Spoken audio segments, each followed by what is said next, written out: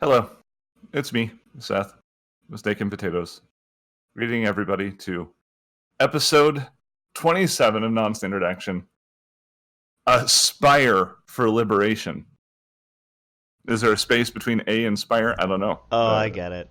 Yeah, see, there you go. Did you seriously That's why not you get made yourself laugh. I did No, not. I didn't either. Oh my god! All right, I had never well, said it out loud. I figured that the English major would understand what I was doing with that title, at least. I saw it too, but then again, I minored in English. Well, so there you go. Everybody who spent any time doing anything with English in college got what I was doing. English majors. I spoke English. Yeah, I also spoke English in college. There was a little bit of a rivalry between the English department and the journalism department. You know how it is. Sure. Figure. Debating over AP. I With became me- Yes, the styles are different. You know. I started as an English major and then became a psychology major when I was like, wait, the psychology department wants me to be happy, and the English department wants me to become an alcoholic.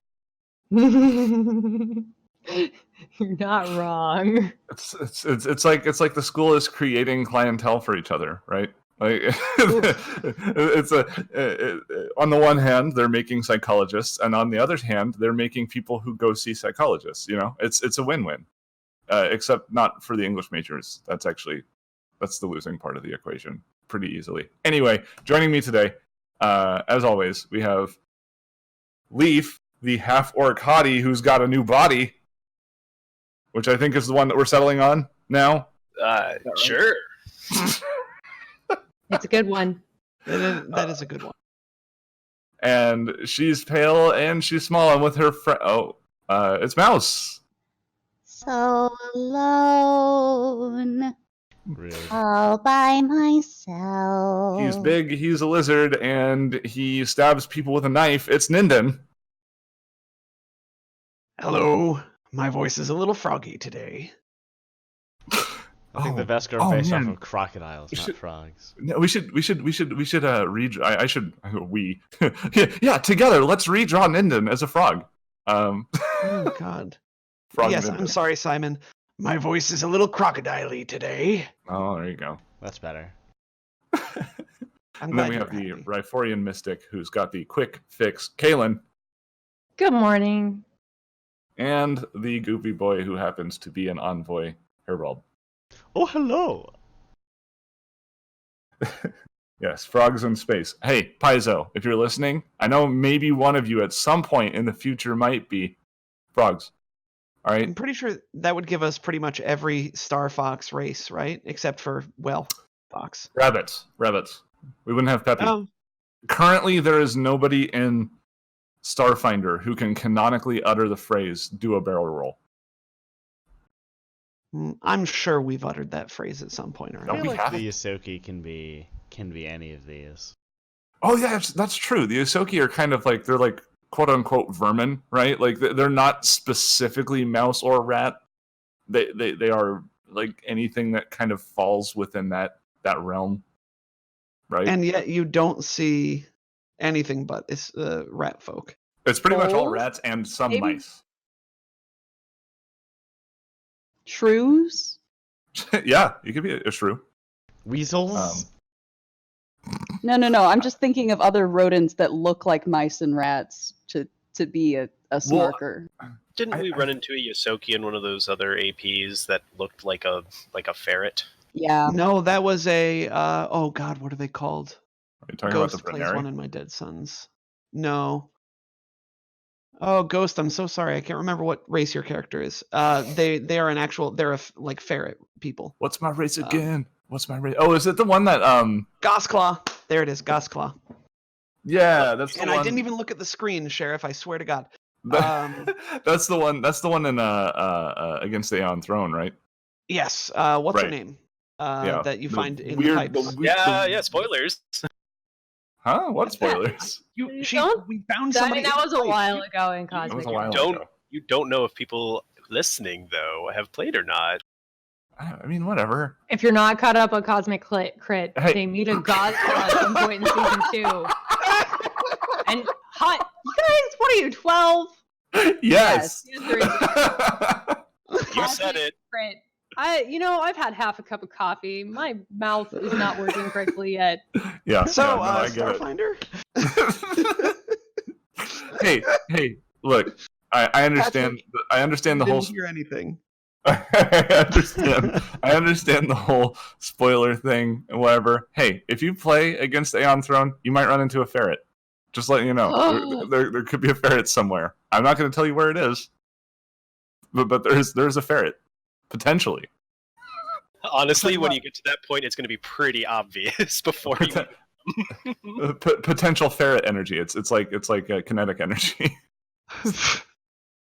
Anyway, there's a lot of things to do today in today's episode of non-standard action. So if y'all are ready to get down to some Starfinder, I am ready to start talking at you. I was indeed born ready. Born ready.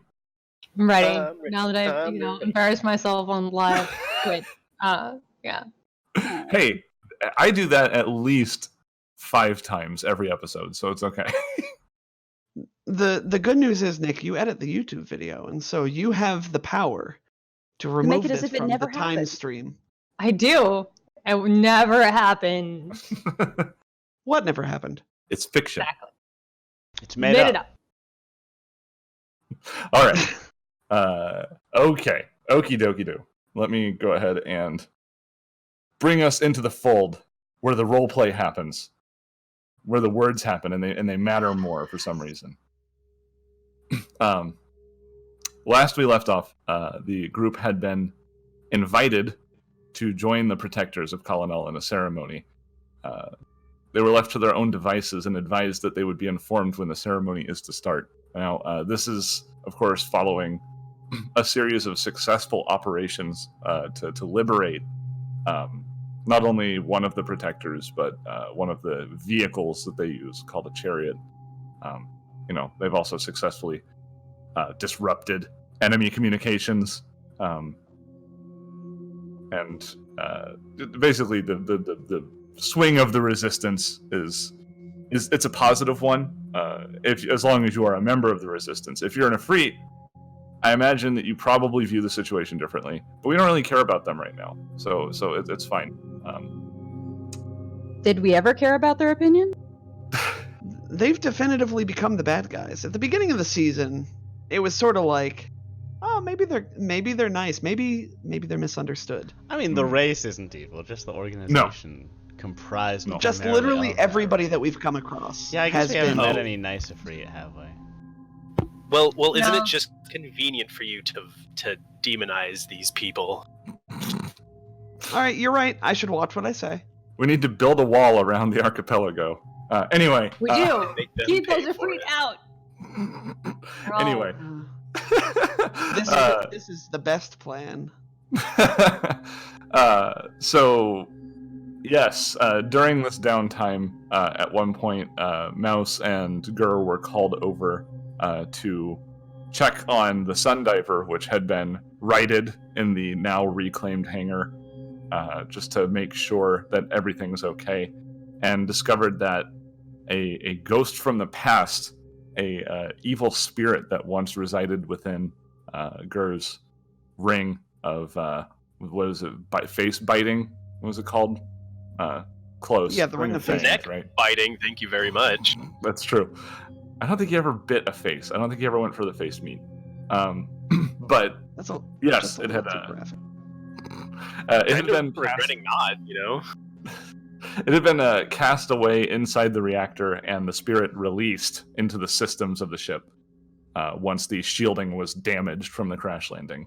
However, Mouse's friend Serendipity had determined that she had absorbed enough of Mouse's latent magical capacity to enter the reactor and do magical combat with this spirit, leaving Mouse more alone than she typically is. She's alone, surrounded by friends. If you've ever been there, I know I have, but that's the situation with Mouse. But in terms of right now, everybody's just kind of free to do whatever they like until the ceremony starts. So, what would you like I am to a do? rock. I am an island. I'm just gonna keep thinking of those all episode.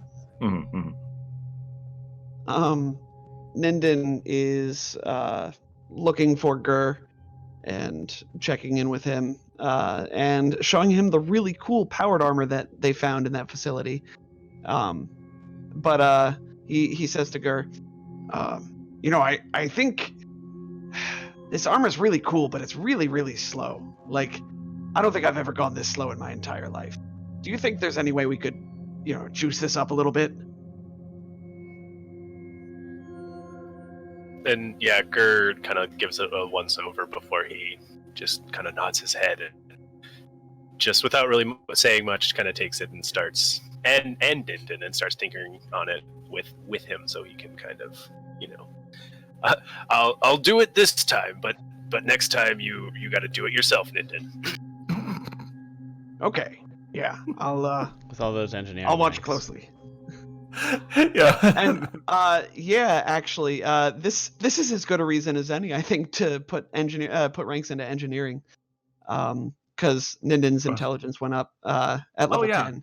Something to tell everybody about. I forgot to mention it. We were kind of in a hurry last time, so I didn't get around to it. These folks, these individuals, in an effort to further frustrate me and thwart me at my every turn, have ascended to level 10. So, woohoo! They're even harder to kill than they have been, which is going to be very frustrating for me. But it's okay. I have a feeling you'll find some tools. GMs, find a way. If you're planning to kill your characters, try to do it early when they're easier to kill. Oh yeah, book one. Book one is really the only chance that you It's get. the best time. It's the best time. Yeah, Crow pointed out. Now Ninden knows what the lights do on the panel on the Sunday. Yeah. Oh, that joke is and dead Kaylin has now. finally absorbed enough knowledge about medicine that she knows something about how bodies work, other than oh god, heal it. Let me just like healing light. Actually, tell if people are okay. I don't know, Crow. Everybody's slowly learning from each other. I think the lights on the panels are more of a computer's thing, right? Oh, that's true. Yeah. Some of the can lights are definitely engineering help. things. I guess. It's like the lights on the panel in your car. Do you Yeah. really know what those cryptic little symbols mean? Yes. One of them, you wouldn't believe what the tire light looks like if you didn't know that it was the tire light. I know what they mean. There's a weird little doohickey. There's a light in there that grants me 3 wishes, and yeah. They all mean exactly the same thing. That's Call the the dealership and That's say, the light. there's a light on in my car. When can I bring it in? So, Can I pay you Man, money? yeah, the dealership. As somebody who's Oh, only man. purchased used cars. I mean, mine's a used car, but I got Up the front. extended warranty, and I will never not have an extended warranty again because that is paid for itself. My stereo went out, and they just replaced it. They didn't charge me. They tore out the entire dash and replaced Well, they this- did. They did charge Yeah. you. They charged you for the extended warranty. They did, but it's rolled into my loan. So That's like when something's free on Netflix, So yeah, you can watch it well, for yeah. free. It's just on Netflix. but Welcome- like the welcome to cost they non-standard rolled action. into my loan, I have far exceeded in times I've brought it into the dealership and been like, Sure. there's something wrong. Fix it, because it would have been a $5,000 job to replace the stereo. I'm sure. Welcome to non-standard action. We're talking about life tips today. Yeah, I'll tell Get you the what. I extended did not warranty mean on to your car. derail the show with talk of engineering ranks. So yeah, Nin can assist on engineering now. He's not going to attempt checks, but he can assist. Right. I like to think of the power armor as having like a check engine light and that sort of thing on it as well. Yeah. So- Oh yeah. It's just a little picture of Gur and or Mouse.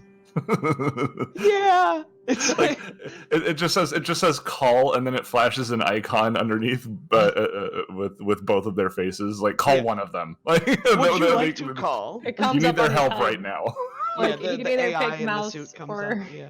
your The power armor is really cool. It's brief description of what Ninden looks like in it because it's so weird. Is it's the spider harness, so it's like it has 6 arachnid legs, and it's basically like, what are they? Driders, right? Like a drow spider, weird messed up hybrid. Right. So Ninden's 6 arachnid legs. This is straight from the book, that. Nick. I understand. Hey Paizo, I suggest you Paizo. look at how many legs spiders have. Yep.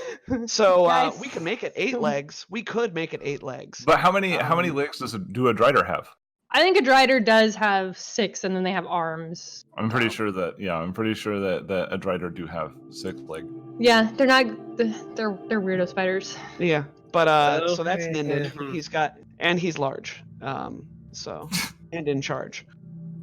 You know, we try to address multiple fetishes on this, and now we have centaurs, spider centaurs. Yes, with spider lizard centaur. top halves. You're welcome. Yeah. It's very weird. He's a Vescatar. Vescatar. There's one person out there who's like, yes. Yeah, you know what? Furiously scribbling, immediately getting to the fan art. Like, yeah, they'll never It's see me, it. guys. It's me. Well, glad I could make that come true for you then. Yeah, so that's what Ninden's doing, and probably having Burger Club with Gur for the course. first time in ages. Right. Get the crew together. Anything else that any other sorts of interactions or business to take care Kalen's of? making plasma beads. Like just making plasma beams? Beads. I mean, it's Beads. mysticism. I had all the mysticism, man. I could make us some God. plasma beads. Plasma Sure. weebs? You Plasma better beads, which she gives to Gur. Gur, this I necklace want- explodes. It's for you. Ooh. Oh, I You love take a bead and throw it, and it will do a lot of electricity and fire damage. Plasma beads, whatever, man. Let me know when you can make plasma weeds. I'll be all over that. Plasma weeds. I love that. Ever got high on plasma weed? Let me tell you. Here's a necklace. It explodes. Is that literally like she can make an exploding necklace now? That's a thing. Well, I mean, we have to. It's a magic item. She can always Okay, make got it. magic items. Which tier is it? Is it the Mark 1 or the Mark 2? Let's do the Mark II. We're gonna take that out of Alright. the party fund. By the way. Okay. Ooh, No one my favorite high protested to be school. taking it out of the party fund. dangerous. Not at No, all. yeah, that's totally fine. That's my I mean, of favorite course, I'm not high school dance, the Mark II. And for the audience's edification, we're doing this because Kaylin picked up Gravity Well from comm. Mm-hmm. So now we can suck everything into the middle of it, and then Gur can throw a plasma bead in there because he throws better than me. True. I'm not gonna try and throw nothing. That sounds like a bad plan. Oh, plasma weave. That'd be a great hairdo. It would be. Oh yeah. Although the Oh, other thing sorry. I craft with my mysticism. Caitlin now has even cooler hair. God dang. Yeah. Ooh. How's Mouse doing? Like all these friends are off doing things, making beads, making spider suits walk faster. How is Mouse contending with her new situation? She's fretting. She's just Mhm. fretting and fretting. It's bad, man. Like she doesn't want to write like new macros to give herself like to make things easier to like replace a lot of the day-to-day stuff that serendipity usually does for her. But at the same time, every time she has to do it, she's reminded that she's all alone. Mm-hmm. So similar will to when probably Gur disappeared. try to talk to Mouse about this. I don't know if she's going to be as evasive as she usually is, though. Do you want to roleplay that, or Sure. No, nobody wants to see that. What are you talking about, Liz? That's not what people are here for. Did you already tell us about Serendipity disappearing, or? Oh, I guess Gar was there. There was So a mention is of it in fine. the last episode. It wasn't Yes. maybe the clearest thing to be understood. I'm trying to get a feel for whether the rest of the party knows. I mean, Let's just say everyone's been briefed. Yeah. So Herald will probably find Mouse at some point when she's in her room working with her computer terminal. Although I guess since it's in her head, that just consists of her staring at the wall. Herald I like it. knocks gently on the door.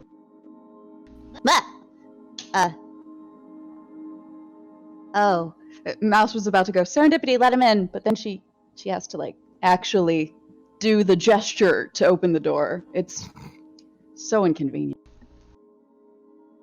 What? Oh, you have to not hold down the push to talk button. Oh, right.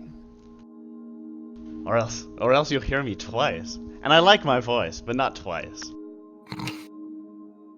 I mean, to be fair, twice, hold on. If anybody in this group could be heard twice, it would probably be Herald. Yeah, probably. You could have a two-mouth situation. Two You know. mouths.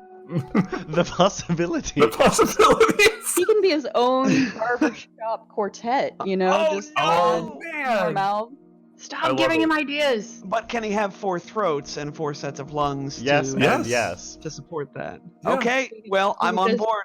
You can just be a barbershop quartet. Very small This is it. barbershop quartet. Dear Lord. They're all attached to This'll be this'll be our musical episode. Will just be a no. 5-minute episode of us pretending to be Herald's different mouths. Well, no, we'll just do a Buddy Holly. We'll just have him overdub himself several times. Yep. Play it Yep. at the same time. So how you holding up, Mouse? Fine. I'm fine. Just, sitting here alone in my room. Would you like company? Yes. I've been told I'm excellent company. I'd take anybody. I'll take the compliment.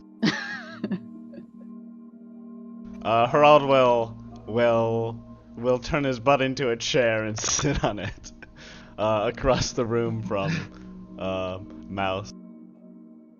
I have a chair.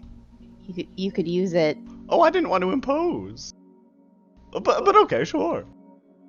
And the chair legs will shrink back up into his butt, and he'll just sit on the regular chair. Fuck's sake. Prompt's sake. Yeah, so Mouse will just kind of like, she'll be sitting on her bed, kicking her legs idly. And finally she'll say, Do you think she's okay? Herald nods thoughtfully.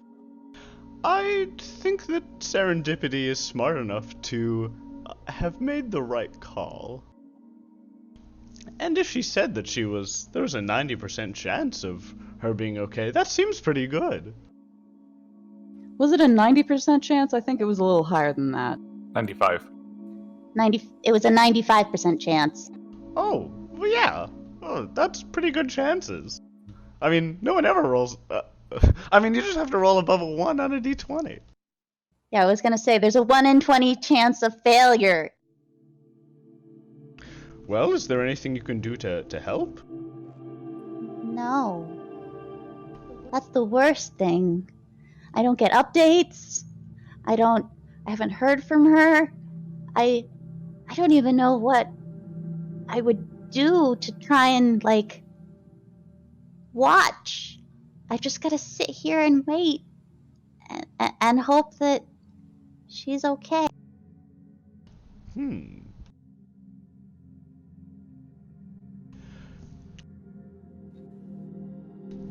What do you think that she would want you to do while you're waiting for her? I don't know. All of my protocols for self-improvement went with her. I didn't think to make any backup copies. Although, presumably you made the initial versions. She's an algorithm. She's an advanced AI. I haven't known what's going on, really, with her for ages. It's just kind of like a black box. You put in a lot of things, you come up with a couple of criteria, and then you just kind of have at it. Well, so she's become less of a creation and more of a person. I thought you knew that. Well, I do. It's just she's very private, except to you.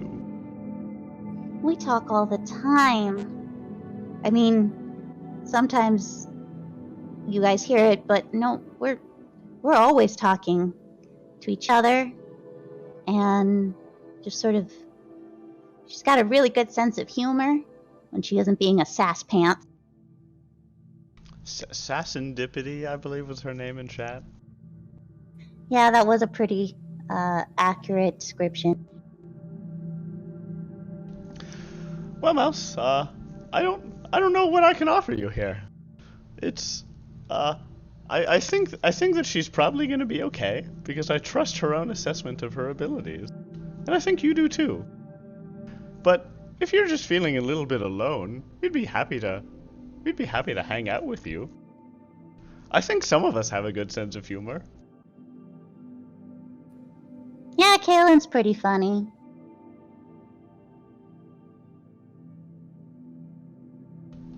Do you want to join us for burgers?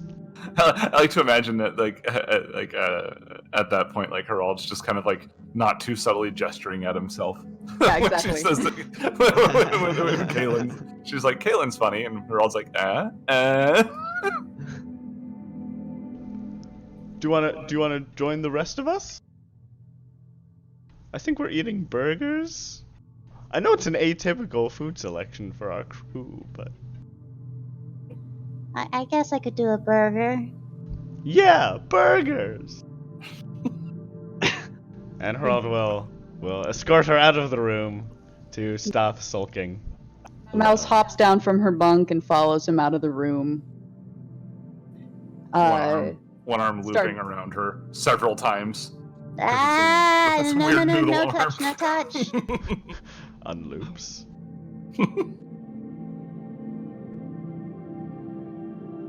All right, that works. So, I guess everybody's just kind of enjoying this time after their mission. You know, you're all rested up. Everybody just like restore all your stuff. You'll understand.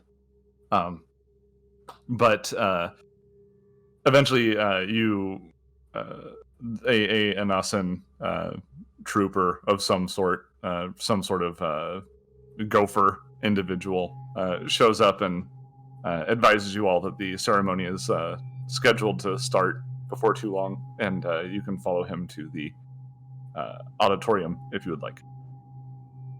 I'm sorry, he's a gopher? As in Gofer. And a national gopher. Mm-hmm. Okay. But a gopher is somebody who goes to do things. They are. It's like a national right, yeah, gopher like- minotaur. Like the Gazinta and Think- Cable. I've got an even better one for you. Think the gopher from The Lion King. Ha. Wait, I don't was get there a it. gopher in the Lion King? Message for you, sir. Nope, Oh, yeah. don't remember it. We should move on if nobody's got this. All right. I Don't need to remember dwell it. on We this. put on our Oh, that was a serious pun faces. then. That was a Disney pun, huh? Okay. Yeah. Disney yes. pun. Yes, correct. All right. Oh, it's a gopher So- gopher. Yeah, gopher.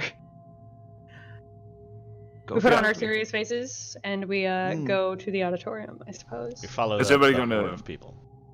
Right. Is anybody like, I know Ninden said that he was grateful he brought his tuxedo. Is anybody else bringing any like wearing anything nice or just your general stuff?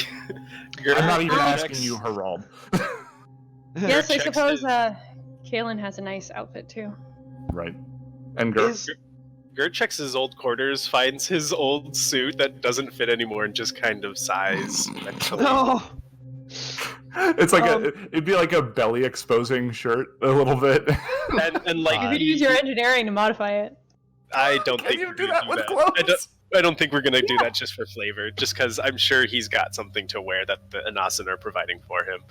But yes, Seth, the pants end right below his knee, kind of like Right. ugly shorts. Right. I didn't realize that. I guess being an engineer also kind of on some level makes you a seamstress. That's pretty interesting. Right? Yeah. Yeah. Oh, I know how to engineer my way out of this. Sits down, pulls out his sewing kit, and puts a thread, needle in yeah. his mouth, and Caught both Mouse and Gur on an episode of Project Runway. Oh man. yes. That would be great. OMG. I used to Mouse- watch that show all the time. Mouse but- will Mouse- take the Mouse- hint and also put on her nice clothes. Okay. And then Herald just, whatever. I turn into nice clothes. Because they told me I couldn't be the nice clothes. Well, I proved them wrong. Yes. All right. Captain, you have to wear the nice clothes. You can't just be nice clothes. That's not how this works. All right, so you see this pile of really nice clothes on the ground that is Herald, and then they say okay, and then you see this they sort of deflate slightly, and then from within the clothes, it a little pink bubble expands and fills them, and limbs expand out of the various limb holes of the clothes. Oh my God. yeah, Gur, you would be provided with an outfit.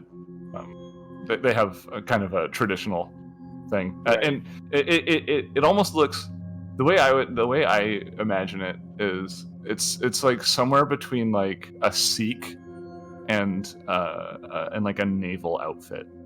So Ooh, yes. it's kind of like a navy outfit, but like with a little bit of exotic flair to it. Ceremonial colors. curved blade tassels. Sure. Can we make it canon that they also wear turbans? Because that would be fantastic. I don't know if you can get a turban on that head. Could Not be with that difficult with these attitude.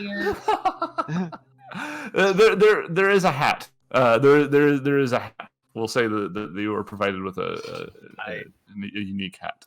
I accept this Sounds like a little compromise. military cap. It's funny that Um, you mentioned a ceremonial curved blade, because that was mentioned on the most recent bonus episode of Cosmic Crit with the Drift Riders. Oh right. Edros Definitely goes not on a quest because I before. listened to that. Yeah. So yes, once everybody's got their finery on, you follow this person who summoned you. There's a larger surge of resistance fighters also heading the same direction. The hallways that this leads into are clearly entering some sort of divide that separates whatever building that you've been occupying the substructure of into a different one. When you enter this theater, the entry point is clearly not the one that was intended by the people who built it, being some kind of maintenance pathway. But as the hall opens up to the side of the structure, you see the typical curves and pearlescent nature of Anasanoi architecture give way into more artistic forms, like segmented archways, stair-stepped patterning carved into the walls, reaching high and pouring strategically placed lighting out into the room, creating interesting shapes along the gold-tinted walls. The dark red flooring leads to what you assume to be the main entrance, and opposite that are the stairs leading to the seats themselves. The same person who guided you here tells you that you've got another entrance to go to. There's like some sort of smaller entrance behind the stairwell that will take you to where you need to be. Of course there is. We go that way. Good. Guided upwards, you find that the backstage area of this theater is, while not overtly ornate, is still elegant and pleasant to the eye. Eventually, you catch the sight of Z4, who is wearing a very similar outfit to your own, Gur. It's somewhere between a military outfit and a ceremonial gown. He notices you and turns, and you get the sense that he isn't entirely comfortable with the position he's in. And, Captain G4? He nods his head. Sundivers. Do you know exactly what we're doing here? I don't, but both Niralayan and Marin have insisted that I be present, and they have called off all resistance activities that are not critical in order to have as many people here. So I have no idea what it is they could have planned. That's strange. A little nods. risky, isn't it? Well, with the way that the Ifriti forces have been knocked off balance, in no small part due to your efforts. He dips his head and thanks again. I don't think we need to fear an attack, but I do wonder what could be so important that we would sacrifice this opportunity to push our advantage at this moment. They are the protectors, and whatever they see fit is the best course for the innocent people. Gur remains skeptical, but nods his head in agreement. Eventually, the protectors themselves actually emerge from the opposite side of the staging area. They are wearing even fancier outfits. I can pop up an image here on Roll20. Ooh, yeah. To remind you. Fancy. Well, it's not different than anything you've seen before, but just to give you an idea of the flavor, here is Niralayan again. The kind of colors and shapes you would expect from their fancy uniforms. Oh, they do have a neat hat. They do have a very cool hat. That's not the hat you have. You have a different hat, but it is a very cool hat. I'm sure a less cool hat. It is less cool. Like, it very clearly, whenever the person who was making this hat made this hat, they had in mind that it needed to be at least 40% less cool than a protector's hat. Of course, no. I'm Okay. imagining like The most important person must have the coolest hat. Yeah, All costume exactly. designers know this. Yeah, I was thinking more like Vatican papal headdress and stuff like that. But sure, yes. Sure. No, it's like an MMO, right? Like, you have to hit level 50 to wear the really cool hat. Like, it's a rite of passage. You just have to, you have to earn it. Oh man, Can't even that's wear so hats cool. until level 20. I know. I was really glad when World of Warcraft reduced the hat level from 20 to 10. Like, you can wear hats at level 10.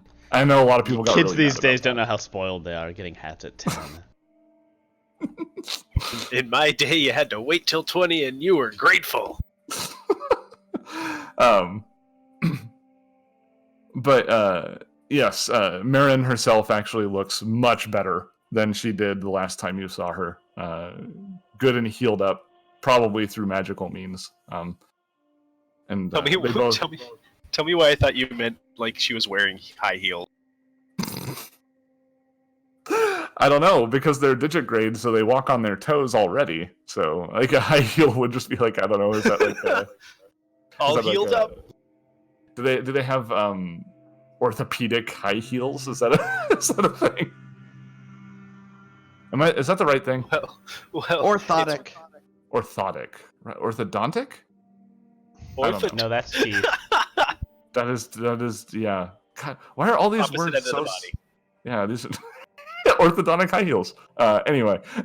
God, now I'm just imagining a dentist kicking somebody's teeth out. Seth, what Next happens character next in idea. the story? Both of the very fancily dressed protectors, of course, bow to you and say, "So good to see you all." And they exchange pleasantries with all present, like the technicians and all that.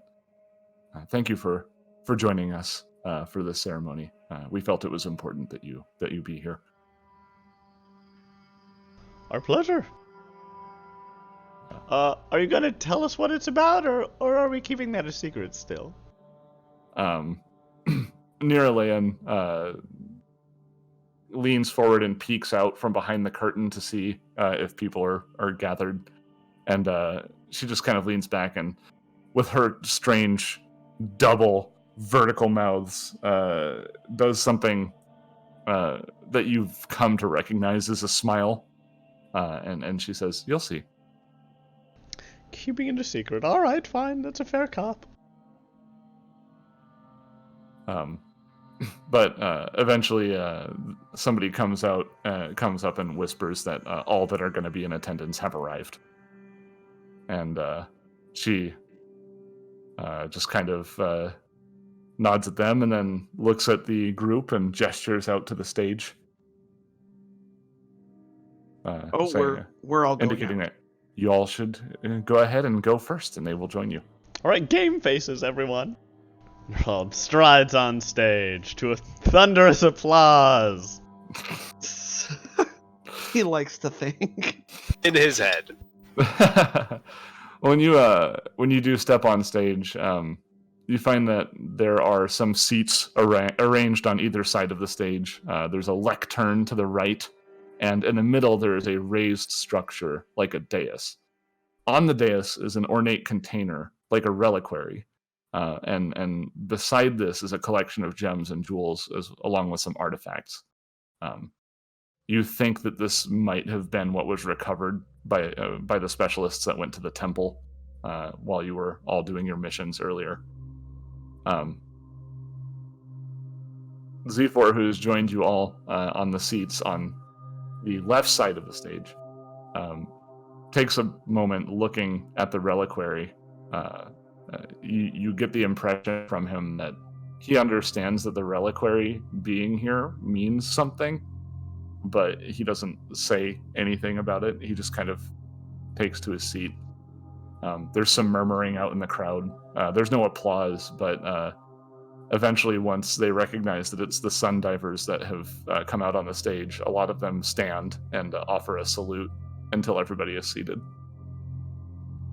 All right, I'll take a salute too. You don't know if applause is a thing. Like, maybe applause is not. Yeah, a they're gesture. mostly telepathic race. Mm-hmm. All right, I'll teach them about applause later. As you look out at the seating of this grand area, you take note of its shell-like design. It's like a typical amphitheater. The ceiling reaches high, ribs outward, seats clustered in rows, formed in a semicircle, very similar to what you'd see on the Packed Worlds.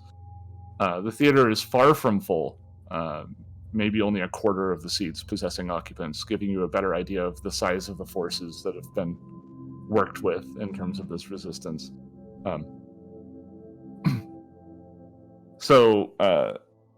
Once again, everybody stands to salute once the two protectors come on the opposite side of the stage.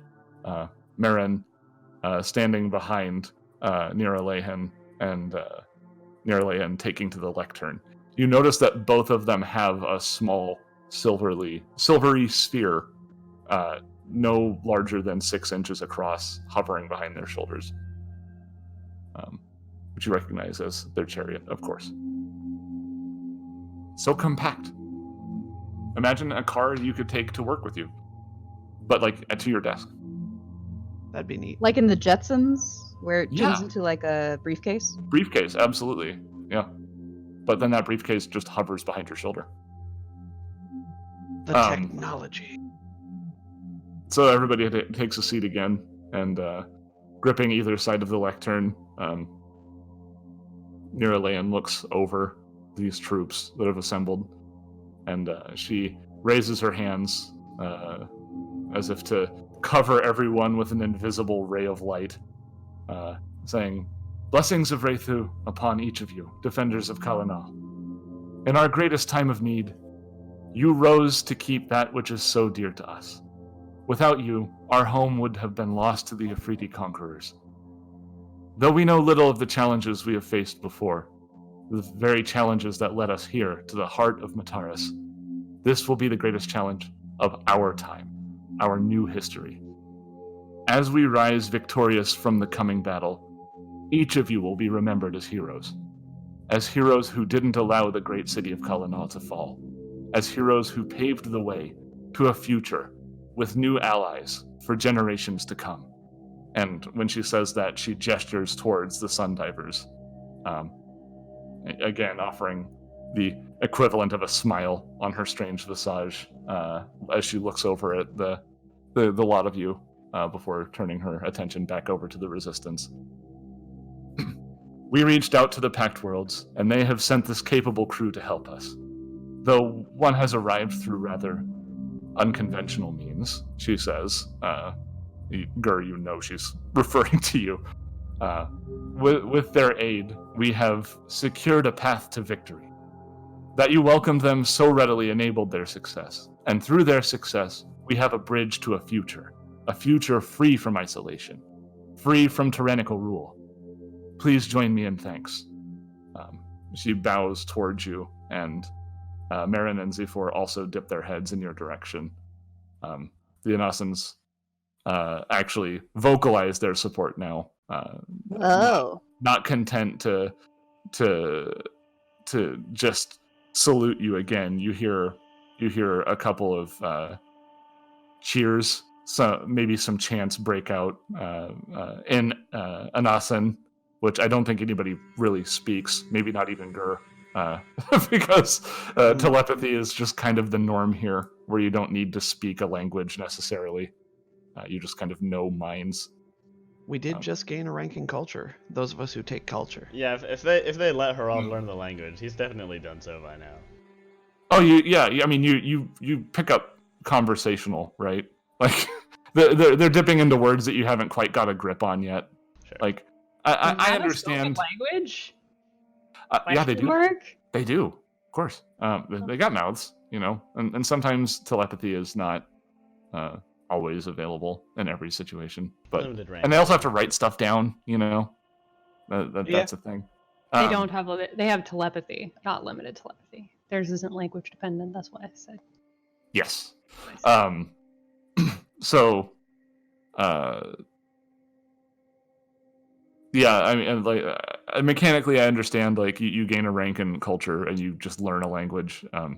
But in terms of like a role playing thing, I think it would probably take a little bit longer to like get a full grasp of it. Anyway, beyond that, I was just being devil's advocate. Sorry. I understand. I get it. Niralayan continues saying, once this is all over, a more appropriate show of appreciation is in order. But for now, the fight continues. The only reason it continues to this day is through the efforts of one that you have all come to know very well. None other than Captain Z4. And she outstretches her hand towards Z4 as though presenting him to the troops. His sleepless days, coordinating efforts, helping those in need, protecting the weak, have demonstrated that he is a person of high valor, worthy of nothing but the greatest honors. She says, turning her head towards the captain. At the same time, Marin turns to look at him. Both of the protectors almost reverent in the way that they regard Z4. You can sense anxiety welling up in the captain for a moment, but he's largely confused about the purpose of this praise. He's a little bit like Simon, and I guess myself, where it's like somebody's like directing a compliment at him, and he's like, "Oh," and he just like holds it for a moment, and then just like finds a place for it on the floor somewhere where it belongs.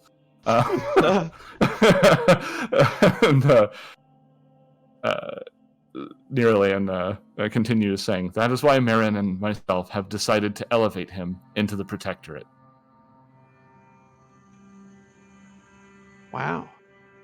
You understand that Woo! in this moment, like he freezes, and there's a wave of gasps and murmurs in the audience. Z4 is clearly shocked. He's not sure how to react until Niralayan, using the cover of the lectern, gestures him forward. Like she does it under the lectern so that the audience can't see it. Come on. With a bit of a start, he stands, his posture adjusting to what he thinks is appropriate for the situation, before he walks up to both of them. They take turns exchanging some sort of gesture with Z4, probably telepathic words spoken. Yeah, as he walks by, Gur gives him a mental pat on the back. he glances over his shoulder momentarily. Let's see. They approach the dais, with Z4 standing between both of them, and using the tools on either side of the reliquary. They go through a series of motions that cause it to open. through this process, their chariots themselves are thrumming in some sort of harmony. This pulse, this rhythm that establishes itself, filling the air with a strange energy, and the theater has fallen completely silent while everybody observes this ritual. Finally, the reliquary itself opens, and rising from within it is another chariot.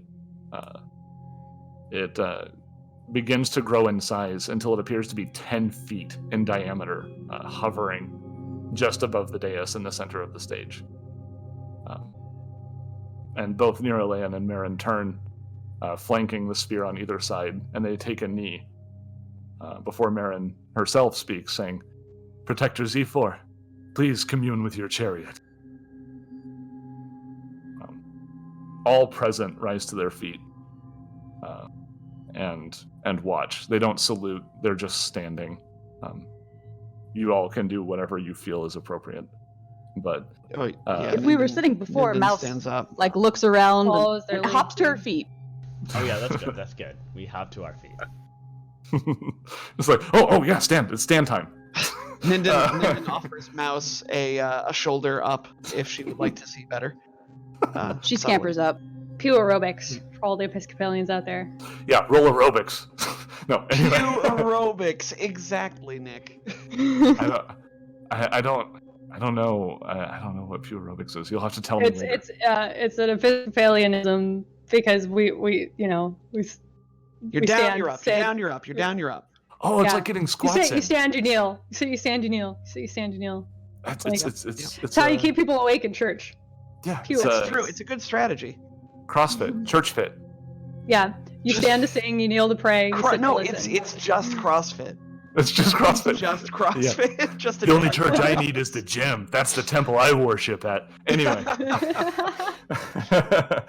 So we're all standing. Yes. Amen, brother. Mouse is on my shoulders. Z4 looks over his shoulder, seeing all of these people that have come to respect him. He was perhaps something of a reluctant hero in this situation, but clearly he has been judged as an actual hero. And a sense of disbelief, exhaustion, relief, awe, all in a cocktail is visible on his expression and from his telepathic emanations. But with a deep breath, he steps forward, carefully walking into the chariot. And without a ripple, you see him vanish into this silver sphere. In a few moments, the chariot itself seems to start changing shape. The ripples you would have expected from interacting with it start now. They are forming all over the surface with multiple points of origin, colliding with each other, washing over the silhouette. It expands, it contracts, it extrudes vague shapes, and it eventually settles back into a still sphere. Now standing, Niralayan and Marin join everyone in watching as Z4 emerges from the chariot. He was only in there for a very short period of time, but it's easy for you to feel that inside he has fundamentally changed on some level. His mind has calmed. His sense of duty is somehow stronger than it already was. He looks to both of the protectors before him, Niralayan and Marin both reaching into their robes to pull out a decorative sash and a hat, much like their own. And with a slight quiver, Z4 steps down from the dais and is dressed by both of the protectors. His eyes kind of slip closed, and he lets out a quiet sound, something like a sob, both as Niralayan and Marin embrace him. And a small contingent of Anasans in the crowd start to chant something in their native tongue. It's a chant that quickly builds, the entire theater rumbling with this chant by the end of things. And those of you who have started to understand Anasan, taken the effort to start learning the language, understand that this chant roughly means our loyalty to you Protector Z4. Wow. Well, isn't that nice? But yeah, the ceremony plays out in a standard way from here. The Z4 joining the ranks of the Protectors, this revered position in Anasan society. There's a ritual that probably hasn't been seen in a while. It hasn't been necessary. And now, with the exception of Faye Fell, who is asleep, that means that there are 3 active Protectors. But after this, there is a celebration in the Resistance headquarters, to the extent that a celebration can be carried out. They make do, forming pockets to forego their normal duties and spend time unwinding, playing games, chatting, watching vids, listening to music, all accompanied by an increase of rations. Everybody gets to eat a little bit more, which is always good in situations like this. During these celebrations, though, Nirale, Marin, and Z4 are absent. They explain to you at some point that they are going to bring Z4 up to speed as quickly as possible, and that he is going to be needed for a ritual that they're going to be doing in the morning. Another ritual? Indeed. Too But many this is a rituals. secret- This is a secret ritual that Ritual you will not be saturation. involved in. Ah. You can spend your time however you'd like. If you'd like to mingle, or if you'd like to take some time to catch up, get some things off your chest, etc. Or we can just continue, just keep rolling. Because as I've established, there are things to get to today. Yeah. I'm I'll just damn it, I'm cursing my past self for having written so much stuff. so much juicy content. I'll just say that Ninden will spend the night carousing and drinking with the Anasans, as well as Gur, if Gur's out. God, I have to wonder what Anasan alcohol tastes like. I don't know. That's weird. It's probably a real trip for the brain. I'm imagining, something that, what does telepathy taste like? Oh, right. Man, that's something to get into. I totally get what you mean by that. Can you get like sort of a contact high just by standing around a bunch of drunk telepaths? Oh my I mean- god, that's probably super disorienting. Yeah. Oh man, this is probably a heckin' party. All right. Let's see here. Yeah, we can probably just move on. It tastes like a good one. Tastes like a mo. So it's a lot like when Ron Burgundy drank milk in the hot sun. Yep. And everybody could feel it. Milk was a bad choice.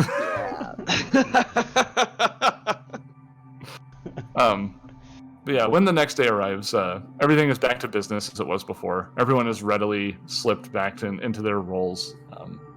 You get the sense that everyone's more relaxed. Everyone's again, everything's been gathering hope since you've arrived, and the idea that their captain is now a protector, and now that there are more protectors available to help in this fight, everyone thinks it's clear that everyone thinks that there's the potential that things will actually turn out okay. Would you say that they have a new hope? I might say that, but No, I also we wanna might get say sued that by Disney. But I also might say that they have determination, that's an Undertale thing. I don't think any of you have played Undertale. I played the first couple hours of it. Oh my gosh. We've talked about Undertale, though. Yeah, we have. I mean, how can you not talk about Undertale? It's the game anyway. Yeah, everyone's more relaxed, appreciative of the freedoms they were allowed last night, looking forward to being able to experience that readily once more. But they know that there is something that has to be done first before they can get back to such hedonism. It isn't long before an Asin, you think it's probably the same gopher as before, approaches you saying that the protectors would like to see you. Of course. We go to them.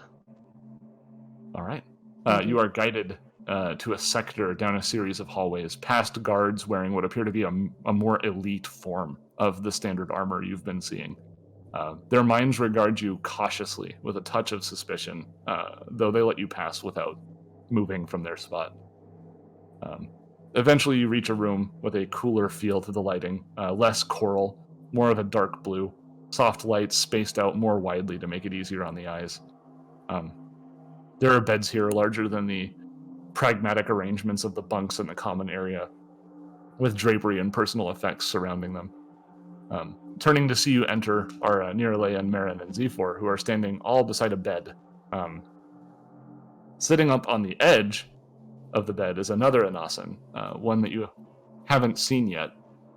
But when she looks up to see you all, you get a rush of familiarity. All of you except for Gur gets a rush of familiarity. Gur has never known this person. You know in an instant that this is Fayfel. Because she made the distress call? Mm-hmm. She's the one that managed to successfully reach you with her mind as soon as Ezorad fell. Fayfel! It's good to finally meet you face to face. Z4 says, Sundivers, before Fayfel interrupts him, going, it's true.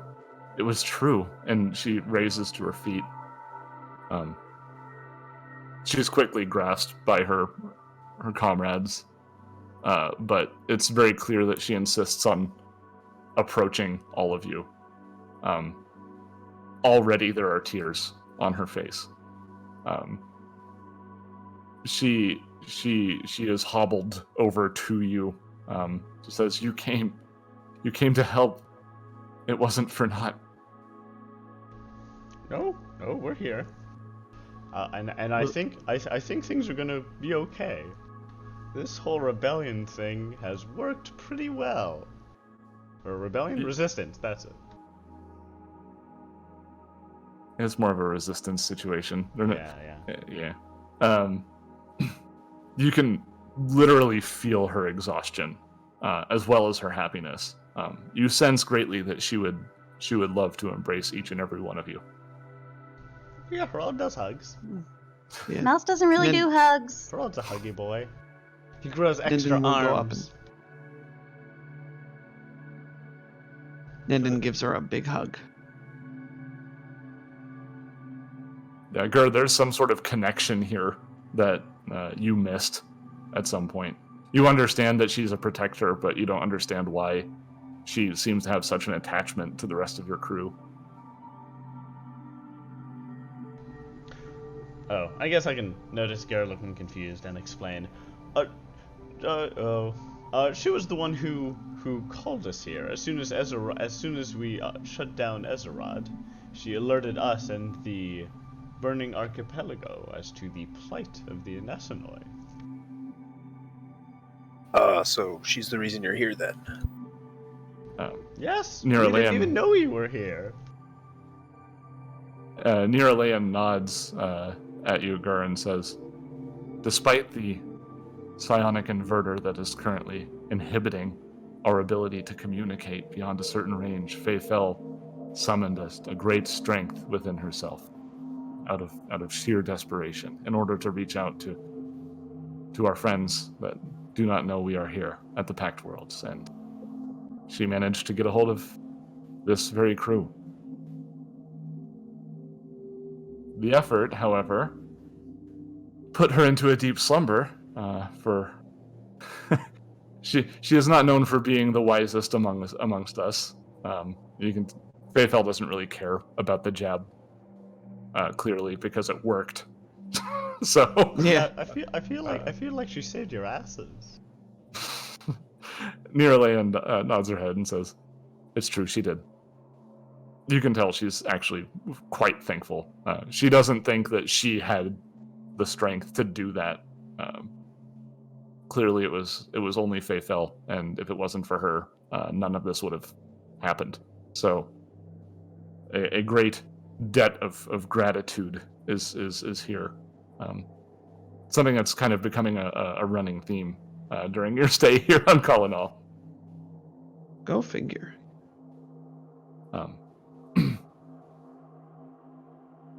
So Z4 actually will, when he finds an appropriate time, will kind of interpose himself.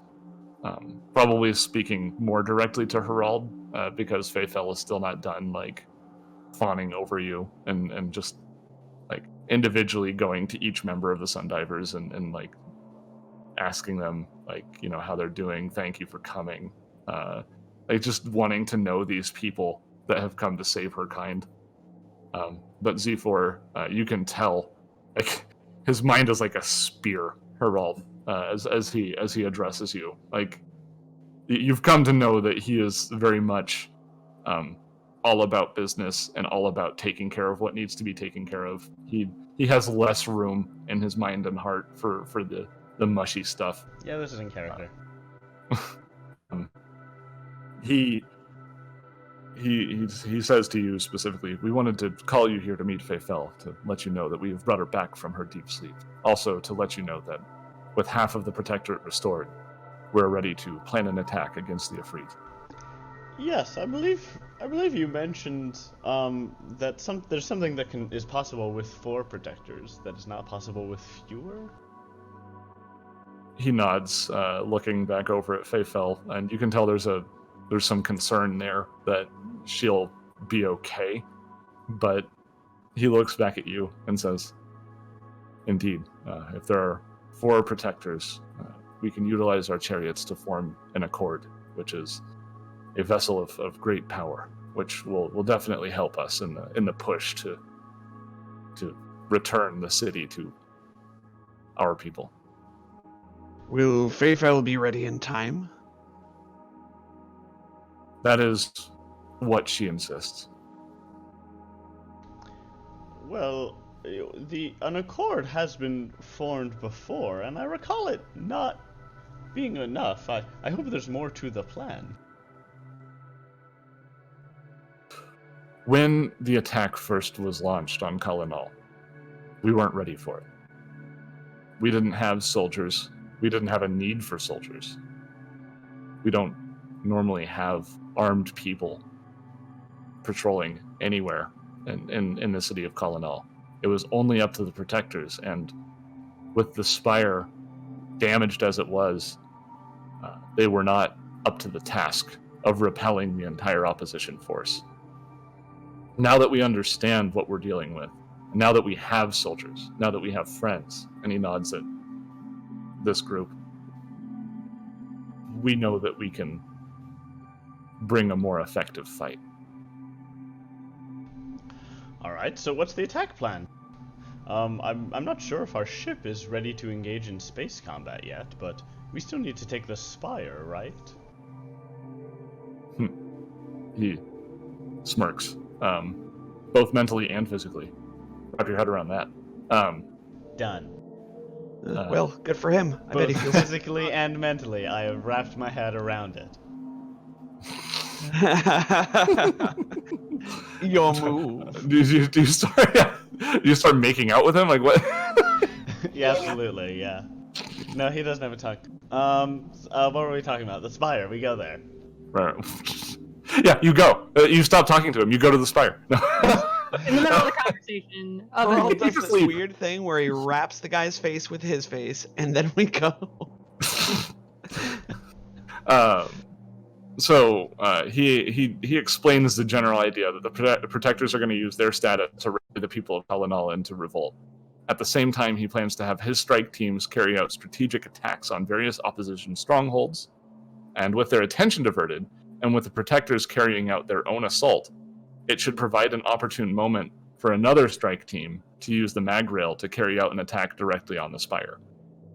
Hopefully, if the protectors get involved, they can lure the dragon Nysterix out of hiding, and if not kill her, at least keep her distracted from the Spire itself.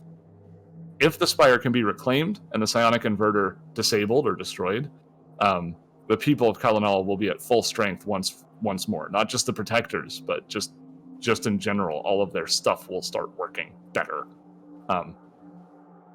This, they believe, is the best opportunity to get the Ifrit out of the city once and for all.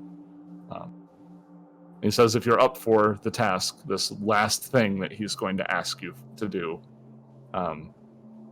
he invites you to meet up with his second in command, Commander Panepolos, to go over the plan that's been devised. Sure, small scale strike force is our bread and butter. He nods. I've observed that about you, and I knew that you would be the team for the task. Sure, we'll go Yes, talk let's to go your meet with them. lieutenant. Congratulations, by the way. He holds up a hand. Like, he knows that you're going to congratulate him before you even do it. He just holds up a hand, and you say it, Okay. like, part of it, and he just, like, shakes his hand a little bit, and he shakes his head. He says, thanks. No problem. And I guess we will go to that briefing. Indeed. So, unless there's anything you would like to take care of on the way back, you will once again find yourselves in the map room with the holographic representation of Cullinall on the screen. The fast travel map? Got it. You fast travel to the map. Commander Panepolos greets you all with a nod, going on to explain that they had just gotten to the part that involves them. Convenient. The map will zoom in on the Maggrail station that the Anasan strike team had disabled before. The view sinks down from the station, the Maggrail station, into a view of the substructure of Cullinall. And you see that there is a rendering of another train in a small maintenance bay that is not destroyed like the previous train was. And it's waiting to be used. I don't suppose there's anything on the map here that this corresponds to? There's nothing on the map that what? There's nothing on the map that's on Roll20 that this corresponds to? No! Got it. Okay. I have devised all of this in my brain space, and I have not drawn it. So I apologize. No problem. I'll never forgive you. How dare you? Panepolos will go on to explain that while the protectors are inciting a revolt and the resistance fighters carry out their attack, the Sundivers will be guided to this train, which will be used to launch a high-speed attack on the Spire itself. A team will be spared to defend the base of the Spire from any reinforcements, a team that Grunf has agreed to be on. It's almost at that moment that you just notice that the Noir is quietly in the corner, and he gives a solemn nod in your direction when he's mentioned. Oh, hey. Oh yeah, he exists. Yep, still here. Grumping around. Glad Hello, to have Grump. you on the winning team, Grump. Again, I'm not going to let anything happen to the Pact Worlds. I'm going to do everything I can to make things right. That's very noble of you, and we appreciate your help. So, with the plan as described, the Maggrail, which goes directly to the Spire as one of its routes, all the entrances and exits at the base of the Spire will be covered. So the Sundivers will be free to infiltrate the Spire and disable the inhibitor on the psychic resonator at the Spire's top. This should restore the psionic link in the city, enabling Anasan equipment to function fully, including, most importantly, the Protector's chariots will start to function at full power at that point. The operation is scheduled to begin in roughly 2 hours. Z4 was not joking around. Any preparation that anyone needs to make should be taken care of now. Are there any questions? What sort of timetable do we have? Do we need to finish the assault in like 1 day without taking an extended rest? Does Harald actually ask that? I ask the time frame. I won't specifically ask if we can have an 8-hour sleep at some point in there. The time frame is however long it takes to disable the psionic inhibitor. Will you need help fighting the dragon once it appears? We can't predict Miss Derrick's movements. Ideally, the protectors will be able to handle her on their own, but we don't know. What type of resistance should we expect?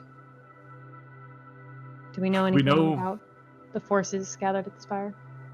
We know that the command structure of the ifriti forces, their highest branch is at the Spire. So you can expect their commanders and perhaps their most elite to be there.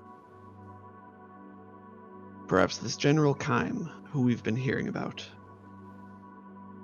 Panopoulos thinks about that and he goes, I don't believe their general is here. Their general seems to be commanding them from a different location. The dragon is... The general is in another castle? Indeed. Damn that man. Damn him. What were you going to say, Simon? So the dragon is the head of command here? Here, the dragon is the leader of the forces, yes.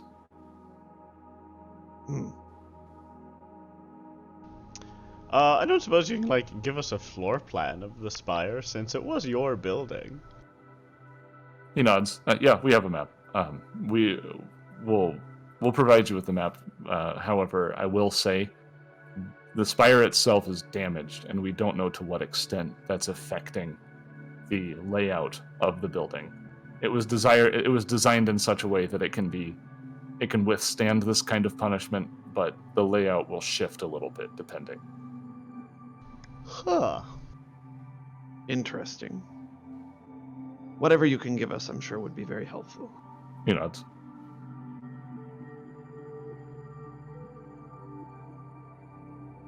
Are there any other questions? I've got Not from nothing. Nope. All right. Thank you, Panopoulos. He nods, and everybody kind of starts shuffling off to their stations, getting the supplies ready, enabling all of the people who are going to be involved in this operation to do the best that they can do. So everybody gets back into their armor. Everybody gets their equipment, suits up, has a really cool Batman style suit up sequence. Oh yeah, Ninden literally has to climb up his spider harness to get into it. For sure. Lowers Herald himself. There's a montage. Yeah, there's Yep. a montage. Herald just kind of stands in place and changes. Yeah. Like you I do. have a gun. I still have that gun. Oh yeah, you have a new yeah, gun, Captain, don't you? Oh yeah, you got a newer gun. A bigger gun. This one takes 2 hands. It doesn't Yeah. take 2 hands. It's just unwieldy if you don't use 2 hands. But you never Yeah. fire twice anyway. Oh, you're right. Somebody gave Herald a giant gun. It's just a massive gun. It was I like to Ninden. think it was either Ninden or Gur. It was Ninden's player in real life, but I could Right. also see it being Gur, just like, here, Captain, this has got more firepower. Her. Herald squints down the barrel. Stop using those sissy guns that you've been using. You call that a gun? This is a gun. This is a man cannon. A man cannon. I'm sorry. But yeah, once everybody's ready, you come to understand that the protectors have made themselves known publicly, and they're getting the people of Cullinal out of their hiding spots, inciting them to begin the revolt proper. So it's at this point you get the go ahead, and you are led by a small team. The one that's going to be accompanying you, Grunf, a technician, a few of the operatives are guiding you through the maintenance tunnels, this time on foot, going up through a series of small hallways before they wind up in an underground section of the railway. This appears to exist strictly for maintenance, and part of the map the Ifrit didn't get or care to pursue, apparently, because it looks untouched. The train itself is like a white sliver, and much like a city train or a subway has two fronts, each end of the train tapering into a soft point. Flowing designs run along the body of the train, curving elegantly into spacious viewports on either side. The technician of the team gets the connection to the mag rail reestablished, the rail providing power to the train, and the doors open and people start loading on. You swear that you see that there's a little bit of a sway when Grunt gets on the train, but it corrects itself. I imagine something similar will happen when Ninden Clomps on. clomps on Clambers with on, his giant yeah. armor. Our big boys. Sort of skitters around the inside of the cylindrical train, I imagine. It's cylindrical shaped, and like finds somewhere that he can sort of just fold his legs up and sit on the ground. So the technician makes sure everybody gets in and asks if everybody's ready. And once he gets the affirmative, you see Lock him. and load. He brings out his small portable computer unit and connects it to some sort of maintenance hatch on the train itself. There's a shift, and you notice that the whole train rocks before the section of rail that it's on starts to turn and raise up. You can see the internal workings of the substructure of Kalinal moving past the windows. It's not too dissimilar to the inner workings of the archipelago once you get to the lower levels. A tunnel reveals itself on the front end of the train, and the rail slowly lines up. There's a reaffirming hum once the mag rail connects to the other section of rail. You can feel the push of magnetic forces as the car lurches forward, and you see the technician look up from their equipment to watch the physical space to make sure that things are working the way they're supposed to. A doorway opens at the end of this tunnel, and the train starts to accelerate. It follows a curve up onto the mag rail proper, and for the first time in probably a day and a half, time-wise, the light of the sun greets your eyes. Immediately, looking down from... It's very bright, probably especially so for Mouse. You can see, looking down from the mag rail, that there's a bustle of activity out on the streets. There are more Anasans out and about than you have ever seen since you've gotten here. They appear to be common folk. They don't have weapons. They're wearing their interesting arrangements of clothing. Some of them are gathered in protest as you pass by. Others are just there to watch what's happening, to try and figure out what's happening, because they don't fully understand what's in store for today. You do see a collection of them point upwards, however, and if you follow the directions of their points, you see the four spheres of the chariots rocketing through the sky, and they buzz directly over the train, and you watch as they go deeper into the heart of the city, and they all split out in different directions. That's really cool. Kronk, yeah. Yeah, it's like the Air Force, air cavalry. Yeah, when you get the flyovers at live sports games. Have y'all seen the Blue Angels in person before? Yeah. Right over my house. All right, there's a point where it becomes less cool, I guess. Yeah, for sure. Yeah, living next to an Air Force base. So much fun. Yeah, we live pretty close to a couple, actually, where I'm at. So yeah, I know, I get it. However, that does mean I've been able to see a stealth bomber actually flying overhead before. That was really cool. That's wild. I know. But yeah, The train starts to accelerate even further. There's a noticeable tug of inertia felt as the technician really seems to pick up the pace. Like, he looks surprised for a moment, but then he just kind of plays it off like he meant to do it. You see a tunnel coming up ahead that connects your dome to the next dome, and you see that on the other side is the spire itself. Once inside the tunnel, the rate at which the interval lights inside pass either side demonstrates just how unreasonably fast you're going. You suspect that maybe this train is not meant to traverse at these speeds normally, but you understand just by focusing on the technician that they are not nervous about this situation. Or they're really good at faking. They're not good at faking. As Leaf can attest to you, this race is like expressly bad at faking. I don't know if Leaf is muted. I haven't heard him for a bit. Maybe he fell The asleep. trouble with telepathy. Yep, he just passed right back out. Once again, there's a light at the end of the tunnel, and the train starts to slow down. And before you can see the grandeur of the spire, the ostentatious railway entrance raised high above, funneling 2 tracks into a set of blast doors that appear to be closed. The technician hits a few buttons before the blast door in your path opens, but only high enough for the train to fit underneath it.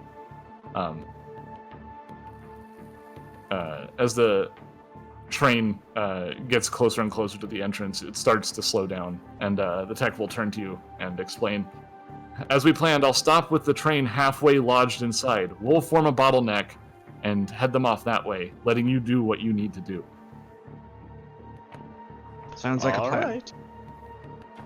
Alright. Be safe. He nods. The rest of the crew moves to the back of the train, and you know that, as per the plan that was discussed off camera, you all should be in the front train, as that's the only one that's going to be exposed to the inside of the spire. We make our way Alright. to the front train. All right. Weapons drawn. Ready. Yeah. Oh yeah, Niden's got everything. Everything drawn. Shield. I have knife. Battle Mind Link Herald and Ninden again. Okay. Sweet. Gone ahead and made Ninden big, because that is something that I need to do now. Big boy. Look at that beautiful art by Seth, the GM. Okay. All right. Okay. Oh no. Oh, he's complimenting. No, I'm just get it over with. Jeez. Get it out of the way. Yeah. I mean, it does provide a nicer view of this character art. Oh, here, let me shift Z that for you. Oh. Oh, I don't think I'm you not can. the D. Yeah, you're right. Damn. Yeah. Pronk. All right. Hi, Leaf. Hi, Leaf. Oh no, I think it was Were you just dead? Snorri. I'm muted. No? What? No. Oh no, you started like hot broadcasting or something. I don't know. It was much louder. It was a big old sigh, but it was I thought I was muted. Ha. Unfortunately. That's That's all right. No, We it's just fine. arrived at this place. Indeed. So, as you step out of the train, you take in the sight of what is normally some kind of loading dock or train station affair. There's a trench for the mag train that loops around the whole central platform in this vaulted chamber. I said the word. I want to make chamber like one of those words where like when I say it, like the chat has like a meme that they can post or something. I don't know. Like Because you say it often? it's been pointed out to me that I utilize the word chamber a lot, which I think is you know. So I don't maybe think it should be like the secret word in Pee-wee's Playhouse. Yes. Oh my god. Yay! Yeah, everybody goes nuts. Yep. My friends would have the secret word every time I went over their apartment, and we would just, like shout it at each other in a semi-drunken stupor, and everybody would go, "Yay!" Semi-drunken. Yeah, semi-drunken. Semi. All right. Yeah. If you insist. We've still got to maintain some. Crow's got you. Chamber. Yeah. There we go. What should I say? Oh, just the tip. Okay, never mind. I thought Jet was telling me to say chamber sexier. I don't really know. No, how one don't. could, yeah. Chambre. So, Whatever sexy is, and I do not feel comfortable in being able to define what that is. You just accomplished the opposite of that, Liz. Oh. he was calling for Chamber to be sexy. Oh, What do we was. see in this This chamber? vaulted chamber? Somewhere higher on the walls, small slits open to the sky, letting natural light spill into the room in an effective manner, giving the pearlescent walls something of a shimmering glow. In the center of the platform, there are transparent tubes that look an awful lot like lifts to higher levels, and you understand from the floor plan that you were given that's exactly what they are. Oh man, I'm gonna have to take one of those by myself. They're only 2x2. That's true. I was thinking about I wonder how they're going to split up the crew to ride these elevators, but Ninden answered that question for me. Yeah, now it's obvious. I mean, nobody wants to ride There are lifts. Oh, my voice.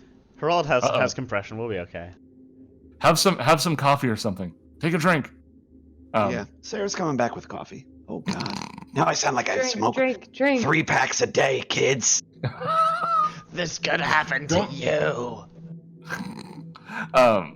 So yes, these tubes disappear into the arch ceiling, which raises to about 40 feet above your head. The platform itself is largely barren. It would appear that expected shipments haven't been arriving, as only a few military-style cases rest in scattered positions. Taking cover behind some of these supplies are a group of Anasanoi.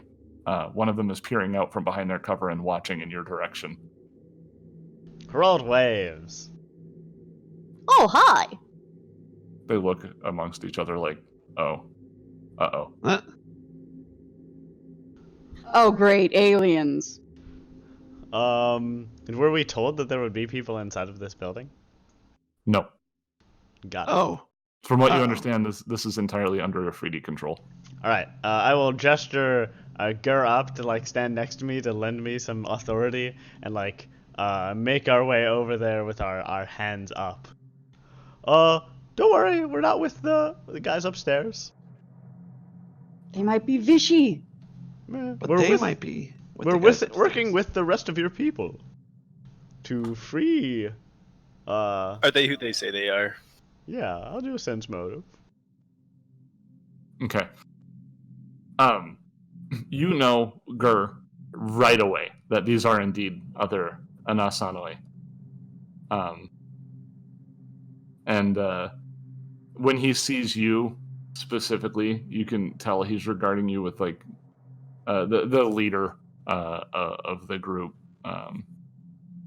He's regarding you with a little bit of annoyance. And when Herald announces that you're not working with the people upstairs, he's like, "Oh, yeah. So the masters got you on their leash, did they?" I'm a little confused. Who are you referring to as the masters here? I assume that it's the ifriti? He scoffs. "No, the ifriti are here to free us." Oh. Remember, Captain, there was a splinter in the public sentiment. Oh, I don't remember that at all. As Ninden says that, the leader himself. Here, I'll scoot them down towards the group. Yeah, I wasn't sure if Herald was further up because I would say that Ninden is trying to stick pretty close to him. Yeah. Oh. They come out. He goes, "Yeah, you could say that. The protectors, a bunch of traditionalists, they would have us stay isolated, forever trapped on this broken city, never ever leaving. The Ifrit offered us the ability to leave, and they said no. They turned them down." Okay, that's fair, but I have a counteroffer. What if we offer to help you guys leave, but don't enslave your entire species? Is that better? you can tell that there's some part of him that recognizes that what's happened since the ifriti have gone here is way out of hand, and it's not exactly what he expected. But he's still hanging on to some sort of hope that at the end of it he'll come out okay and that he can leave. And his friends feel similarly. He goes, "What are you going to do about the ifrit? About the dragon? Mysterix?" Yeah, we're gonna kill him like we've killed other dragons. I doubt it. Captain, have we actually killed him? Why Let do him you, roll the bluff. why do you doubt it? He just looks at you and he goes, "You haven't met Mysterix." You haven't met us. We are pretty impressive. This is We a are kind bit of of a big deal. it's a ragtag group, right? Like, there's an Anasanoi in front of him, like, whatever. But there's also this weird, like starfish alien.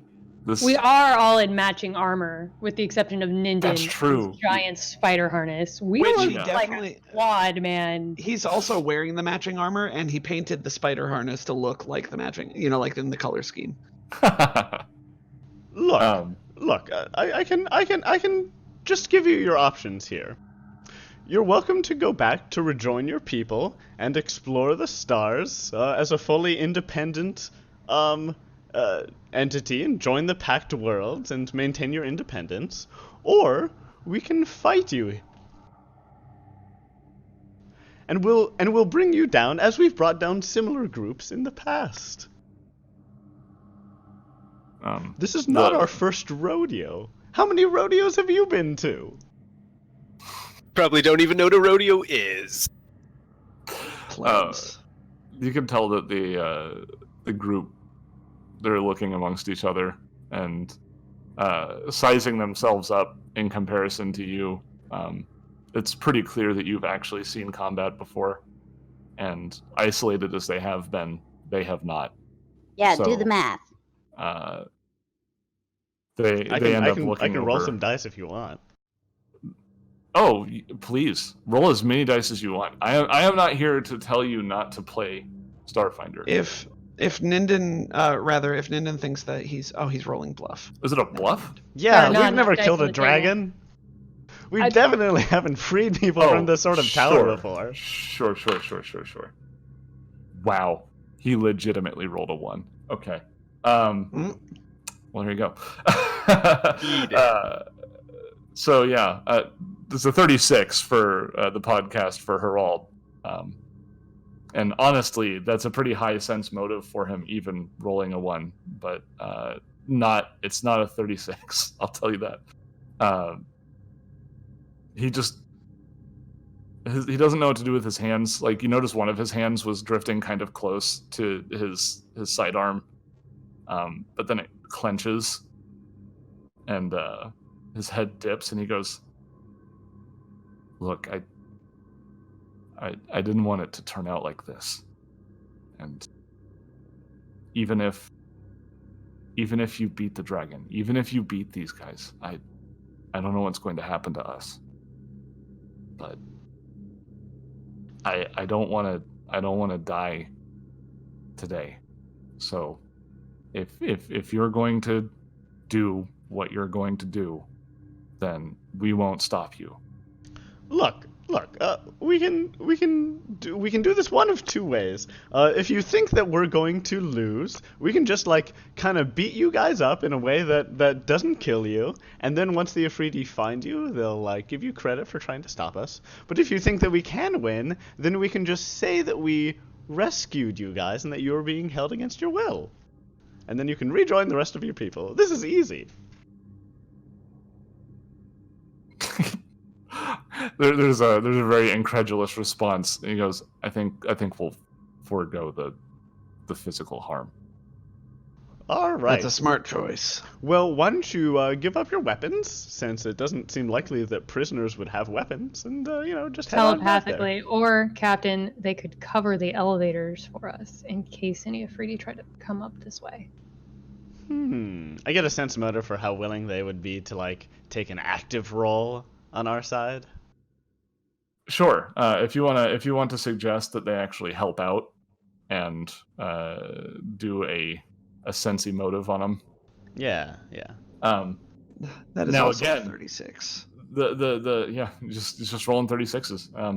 So as I've alluded to, mechanically this race is bad at lying, especially when they use telepathy because of a feature that they have called open, which makes it so a sense motive check against them is much easier as long as they have spoken to you telepathically within the last minute, which he has.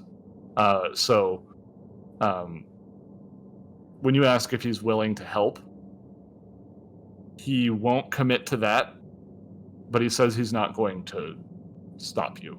And you get no indication that he's lying about that. All right, that makes sense. But we will need your weapons.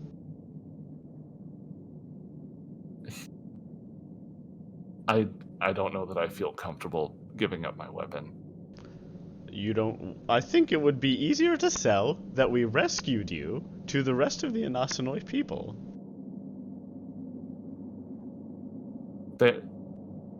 They're gonna find out one way or another. Yeah, they're not very good at lying now or in the future. And if they get found by any ifriti captain, they're going to In wonder fact- why they don't have their weapons, or why they're not at their station, rather, and possibly need to defend themselves. All right. They will just if you don't insist on taking their weapons, they will just go ahead and kind of awkwardly kind of move away. they kind of like one of those situations where they're trying to walk away and not make it look like they have their eye on you the whole time, but they're definitely still kind of watching. Super uncomfortable. Yeah, So- it's not a comfortable situation that everybody's in right now. All right, let's figure out these elevators. When you approach the elevator, he actually does come forward again. He introduces himself actually as Ray JR. He doesn't have a formal picture, which is why I've reused Z4's art for him. But he explains the Spire's damaged, so the elevators have altered routes going up, and I know the way that it's currently arranged. The first stop you're going to have is at the morgue, and that's where Commissar Yushiev is. Who's that? He's one of the higher-ups in the command structure for the invading forces, and he's a necromancer, but beyond that, he's prescient, and he knew that you would be coming. Yikes. It explains why you were here. So, Hmm. look out Thanks for for him. the tip. Okay. Do you know where the other stops are? I don't. They didn't really let us get too far up. Fair enough. And who does he have with him? Like, zombies? We talking more zombies? He looks a little bit disappointed in himself, and he goes, he's been utilizing the honored dead in the morgue. Woof! Oh, You guys really backed a winner.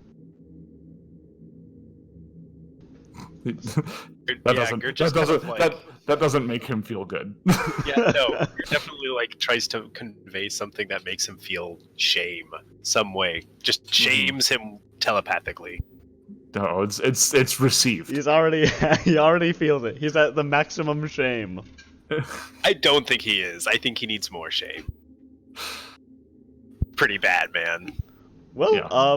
do we, if we take these two lifts here, do they at least go up to, are they at least adjacent, or do they get all weird in the Spire, since the Spire is all weird? No, they're connected, so they go to the same level. All right. Everybody except for Ninden in, and then Ninden get in a different one. Good. Hold on. We should take opposite ones so we come up on opposite sides. There are only 2 available lifts. I take this that level. back. All right, we Oh, clamber into the lifts. Before you go, he actually offers his key card that he has. It's another level 3 key card. So now you have 4 level 3 key cards. Oh, they did trust you. Got a level 3. Wow. Mm-hmm. So, as you... Sheriff is actually right. I can probably fit in the left one with Ninden thanks to my compression That's ratio true. ability. Oh, I like it. I just wrap myself like a encourage sash this. around his neck. Oh my god. A little ascot. An Gross. Astrozoan Scott. Ascot, yeah. It's like a portmanteau, except it's not. Boo. Anyway. All right, so yeah, he's just sort of wrapped around one of Ninden's 6 legs. I will go ahead and start preparing the next screen now that I understand what the arrangement is going to be. Oh boy. But yeah, as you enter the lift and take a look at the controls, the damage you saw to the outside of the spire as you were approaching is made more apparent via a series of what can only be interpreted as damage reports. Only some floors are available, and this lift will not take you to all of them, as described. When you indicate that you want to get to the top, it begins a route that will take you to the next lift that can take you higher up. And, How interesting. And it appears that the lift system is segmented in such a way and corrected to allow people to access as many floors as possible despite the damage to the structure. This would be more impressive if it wasn't for the fact that, as Reagiar indicated, this first stop that you're going to be going to is the morgue. Pretty morbid. Oh, Fitting place for a necromancer to hang out. Pretty morbid. So since we're 10 minutes from the mid-time, and also since you have to set up a map, is now a good time to take the break? No, there is an opportune time. All right, I trust you. Emerging soon. Seth, take the wheel.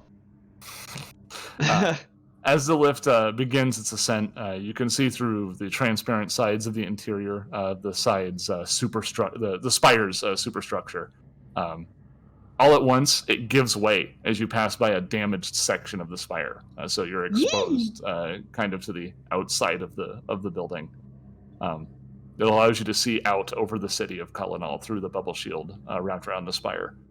Further in the distance still, you see the warships of the Ifrit looming, occasionally losing a blast of weapons fire over the city ship, harmlessly deflected by the bubble shield around the city. Just as a threat to make sure they feel good and oppressed. As soon as you adjust yourself to the sight, it goes away again. Your eyes adjusting to the sudden darkness before you reach the floor that you're destined to reach. There's an awkward stutter as the lift shifts sideways in the tube before the door slides open. And immediately your noses and various other olfactory adjacent senses that you might possess are hit with the scent of decay and death. I remove my nose. It's true. I don't want to smell anymore. Take it away. Oh, goody. Can you just take away one of your senses? I'll allow it. I don't know if mechanically that's We play something. fast and loose with the Astrozoan rules here in non-standard action. Yeah, we do, and I appreciate that. That's what I appreciate about you. It's good content. The walls here are made of the same pearlescent material you've grown accustomed to here in the city. The natural light from below channeled even this far up, giving a bit of a glow to the walls, despite the damage to the spire. Embedded in the walls are various rectangular shapes, repeated at a regular interval, hovering holograms in a Nasan script in front of each. Though you've never seen this place before, you can tell that this is a great number of these rectangular sockets have been disturbed. On the floor around you, you see stone slabs, apparently used to prepare the dead to be interred in these morgue-like pods. But the bodies in these slabs are not all Anasan. You see Azers here. You see Ifrit. There's a giant slumped over one of the stone slabs. Each of them are caked with dried blood. Some of them are wet with fresh blood, fresher corpses being draped over them. To the north, an ifrit at his normal large size. They are normally a large species, not medium size. However, they can change Really? their size, it turns out. Huh. He lifts his head, his horns shrugging the robe off of the hood off of them as he regards you. He says, "Sundivers, how fortunate that I foresaw you coming at this exact moment." And he asks, "How shall we begin?" Before several of the corpses on the floor all begin to rise. All of them are Anasan. Some recently dead, some not. And is in such a way that Gur becomes intimately familiar with what his skeleton currently looks like. Can't help but give a shudder. And that is where we are going to go to break. So, let's go ahead and reconvene about 15 minutes from now, which would put us at let's round up here. God, is that it's going to 10 be after. like 10 after the hour. Yeah, 10 after we will return in order to continue this pathway up the Spire of Doom. Bum ba I bum. thought it was a spire for liberation, Oh, not doom. but you thought wrong. A Spire for Doom. Anyway, so we're gonna go find the bathroom in real life, refresh ourselves, come back fresh to the fight, to continue and entertain, hopefully. So don't go anywhere.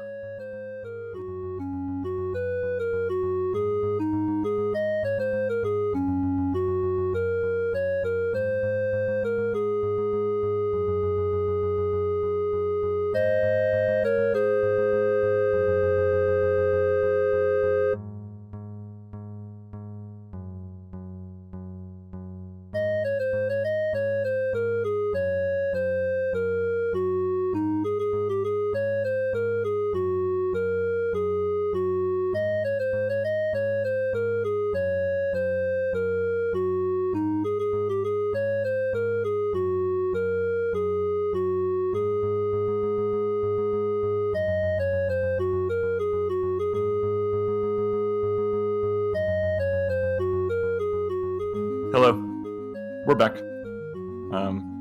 As is customary in this section of the show, I have to direct attention over to Tom, find out how fortunate he was today. Yeah, no problems. Why do you ask? Oh, Because you well, live in a Hogwarts apartment. Yeah, the Hogwarts apartment. What are you talking about? Ha! Guys, What are you talking about? Guys, what happened to Tom? Is this Tom? It might be Is this actually- Tyler. Maybe it's Tyler. No, yeah. you're Seth. All right, you jokester. Don't make me tickle your hedgehog until she cries. Seth, you guessed right. Is that an innuendo? Big shout out to Sheriff's daughter. I got it. I was right. I was Um, correct. I did actually check on her during the break because she was rustling around in her cage, and I could Oh, yeah. hear it. And she's taken to, this is the lovable section of the show, Tom's Hedgehog Stories. She's taken to burrowing under the puppy pad, not the the various nice things that we've gotten for her to burrow in, but underneath the liner of the cage itself. And so Right. I poked the lump that is her under the liner, and she didn't respond. And I was like, "Oh God, is she okay?" And so I lift it up, and then I scoop her up and pick her, and she's just Fed, why are you bothering me? Oh my God. But, so long story short, that happened while we were exploring this room. She before- didn't do break. the hiss bump that hedgehogs do when you Oh, she prodded her did. initially? No, when you prodded her the Oh. first time. No, it was that was what concerned me because normally. Yeah, she I would be concerned because that's a Yeah. very typical hedgehog response. When you touch them on the quills, they just they go hiss and they just kind of pop their backs Yep. up. They hiss and pop. It's an incredible defense mechanism. It's very It's cool. great. Yeah. It will stop a cat dead in its tracks. I guarantee you. Oh, I don't doubt it. That's the one thing that would make it okay for us to also get a cat eventually. Yeah, a cat would be like, you know what? Never mind. That is that's- too much trouble. That is forbidden territory. I do not go there. I understand. Not worth. But yeah, when we left off, we were about to enter combat. So are we ready to get into it? I'm ready. Yes. Yeah. Let me summon the percussion. Now, just in the interest of saving time, we've already rolled initiative, so you don't have to wait for us to go through all that stuff. It's already taken care of. So with these shambling corpses rising from the floor, and Yushiev looming in the background, it is time for Herald to take action. What does Herald do? Because we rolled a nat 20. Yeah, let's see. So we're not doing the bomb thing until after the gravity thing, right? Preferably. Okay. Then Herald boldly before Ninden just walks out and then shoots that big necromancer with his pistol. Oh, hold on, 40 feet. 40 feet, please hold. I mean, you could throw a bomb. They are all clustered. What's the radius? 20 feet. I even put a handy dandy 20-foot radius in here, just, for shits and giggles. Just in case. Just in case. Oh, My goodness. well, that's way easier. Yeah.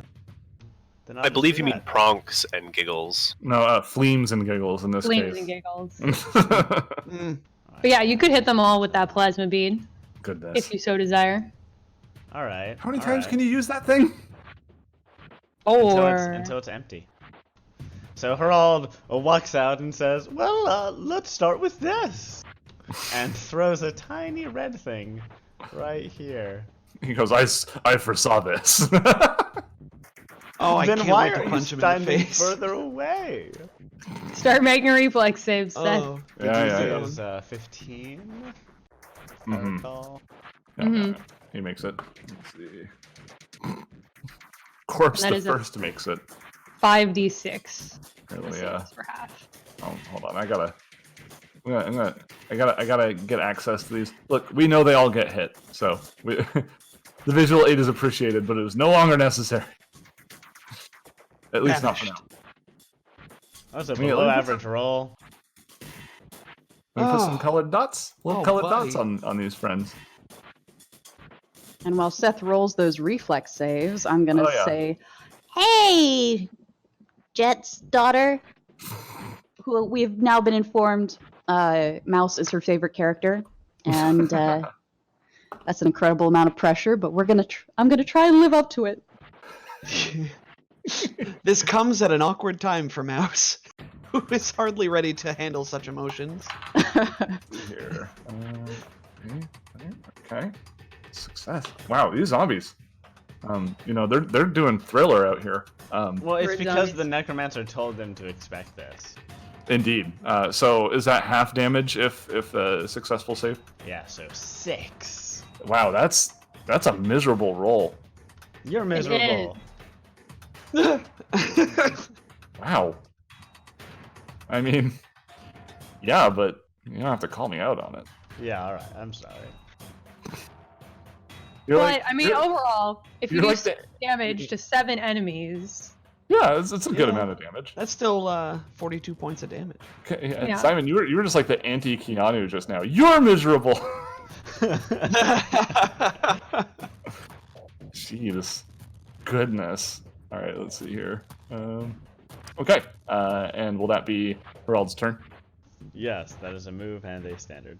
Oh, I guess I can't do clever attack because there wasn't a person to target, and I can't do a get him because I had to move. Got it. Done. Yeah, next.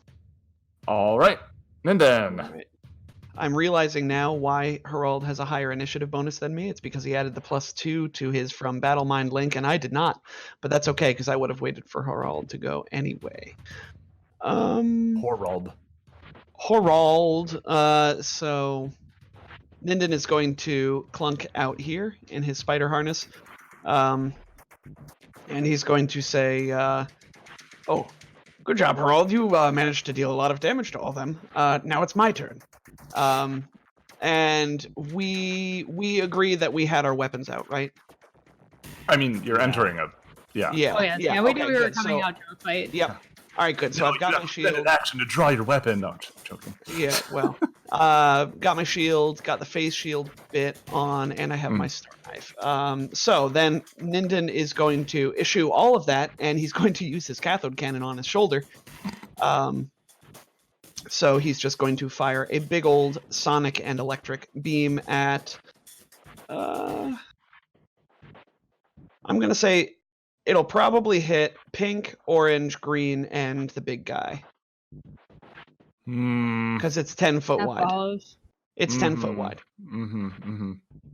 I'll allow it. Roll your first attack on pink. Okay, I would go with just orange, green, and red. No, it's if fine. That's, It's fine. If that's your problem. Okay. It's fine. All right. Okay.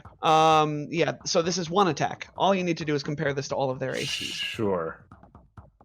Roll a one. Oh, that's not. And that's a a one. 29 versus EAC. It's not a 26 one. points of sonic and electricity.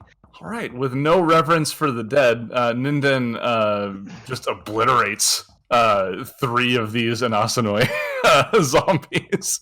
You know what? My captain just threw himself into their path. There's it's them or him. That's a good point. Let's see here. So let's go ahead and erase them from my board. They are Can gone. Aha! Can I non-lethally blast people with electricity and sonic damage? I don't think it can do non-lethal damage to a corpse. Yeah, so you Yeah. know what? There was this was really the bad guy's fault. He Yeah, advanced on this. that's true. It's all his fault. Let's see here. Yes, you also hit Yushiev with that, I believe. Let me double check. But I am Goodness, I hope so. That was a 13 on the die. Advanced Rortrov Dimensional Disruption Cathode Cannon. Mm-hmm. Not enough words. Yeah, we're getting into anime. Well, of yeah. weapon. Leaf had the anime weapon name market cornered. So Ninden's just trying to enter it. He's trying to exist. Zadian's I mean- an inspiration. I mean, That's mine's my a holy monopoly. minor disruption pistol, so. Yeah. All right, so yeah, that is going to be a hit. Oh shoot, I just realized. I always imagine fall out he's of got favor with that. some kind of resistances. Wow. There are resistances. I don't believe that electricity and sonic are one of them. So I think you're good. Surprising. You do. There you go. There's your little shot sound. That was almost too pew pew. Alright. I feel like that should be a shroom. I don't know, like where. Let's see. Let's go through the gamut. Let's do it. Let's see here. We got Okay, this so one. We're doing this. There, that's a little better. That's a I feel good like one. That's, I yeah, like I feel that like one. that's more appropriate. I do like that one. That sounds All like right. a dimensional disruption cannon. Indeed. We'll go ahead and move on to Mouse. Best girl. All right. So, Mouse is going to go. Going through the walls of the elevator, I see. Fine. 1, 2, 3. That's a new power. 4, Serendipity was holding her 5. back.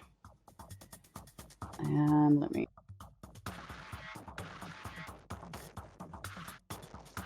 Oh, please hold. Holding.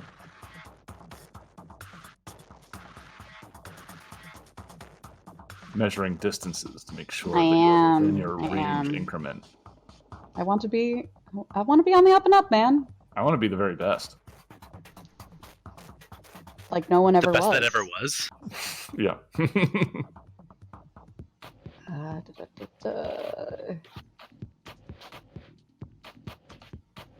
And I forget. Does tracking even have like a range increment? I don't think so. I don't think so. Well, she takes a move and designates target. So that's it. I hate to be that guy. Can you designate target without her? Yes. Serendipity? Yeah, he just doesn't have Yes, a max. I indicated that there would be no mechanical change because I don't want to nerf Mouse. How that's fair. Yep. insensitive for you to imply she couldn't do this without the help of her AI. No. She is a strong, independent gnome. Don't need no AI. That's true. You're right. You're right. I'm sorry, Mouse. Apology accepted. Okay. So it's a move and a target. Correct. Okay. That's good. That's good. I'll go ahead and put the wrench on him. Now he's gonna be looking up at the wrench like, "Oh man, I'm targeted." Oh, Man. Oh man. So he will actually. Foresee this. Funnily enough, he actually starts to just kind of levitate upwards, and you watch as he becomes invisible. Oh. All right. See here. Now I'm trying to figure out how to make him invisible so that you can't see him. Just Put move him to the GM layer. Yeah. How do I? Right click. Yeah.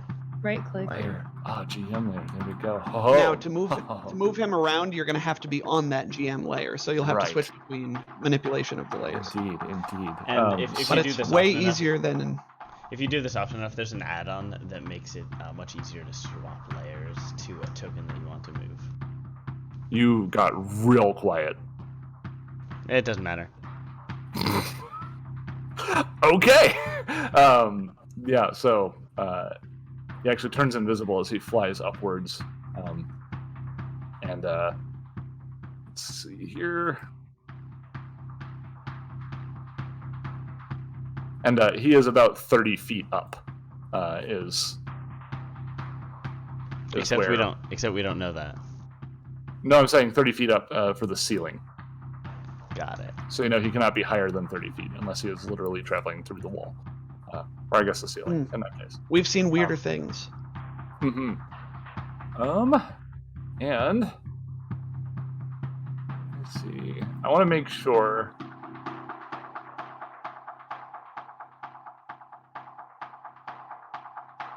Okay.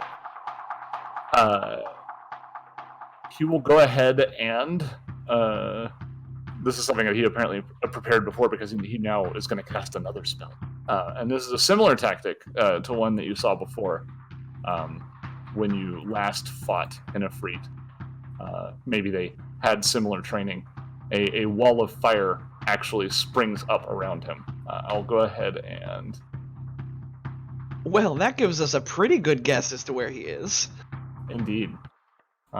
But you still can't see him, which leads you to believe that maybe this is some sort of greater invisibility.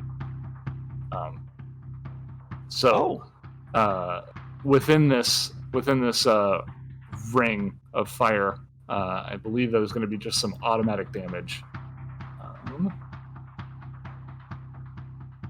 So many spells to keep track of. Yeah, playing spellcasters Sorry, it's Wall is of pretty Fire. tricky. Wall of Fire is the one. We got a technomancer. Cursed wall of fire. We've got a technomancer.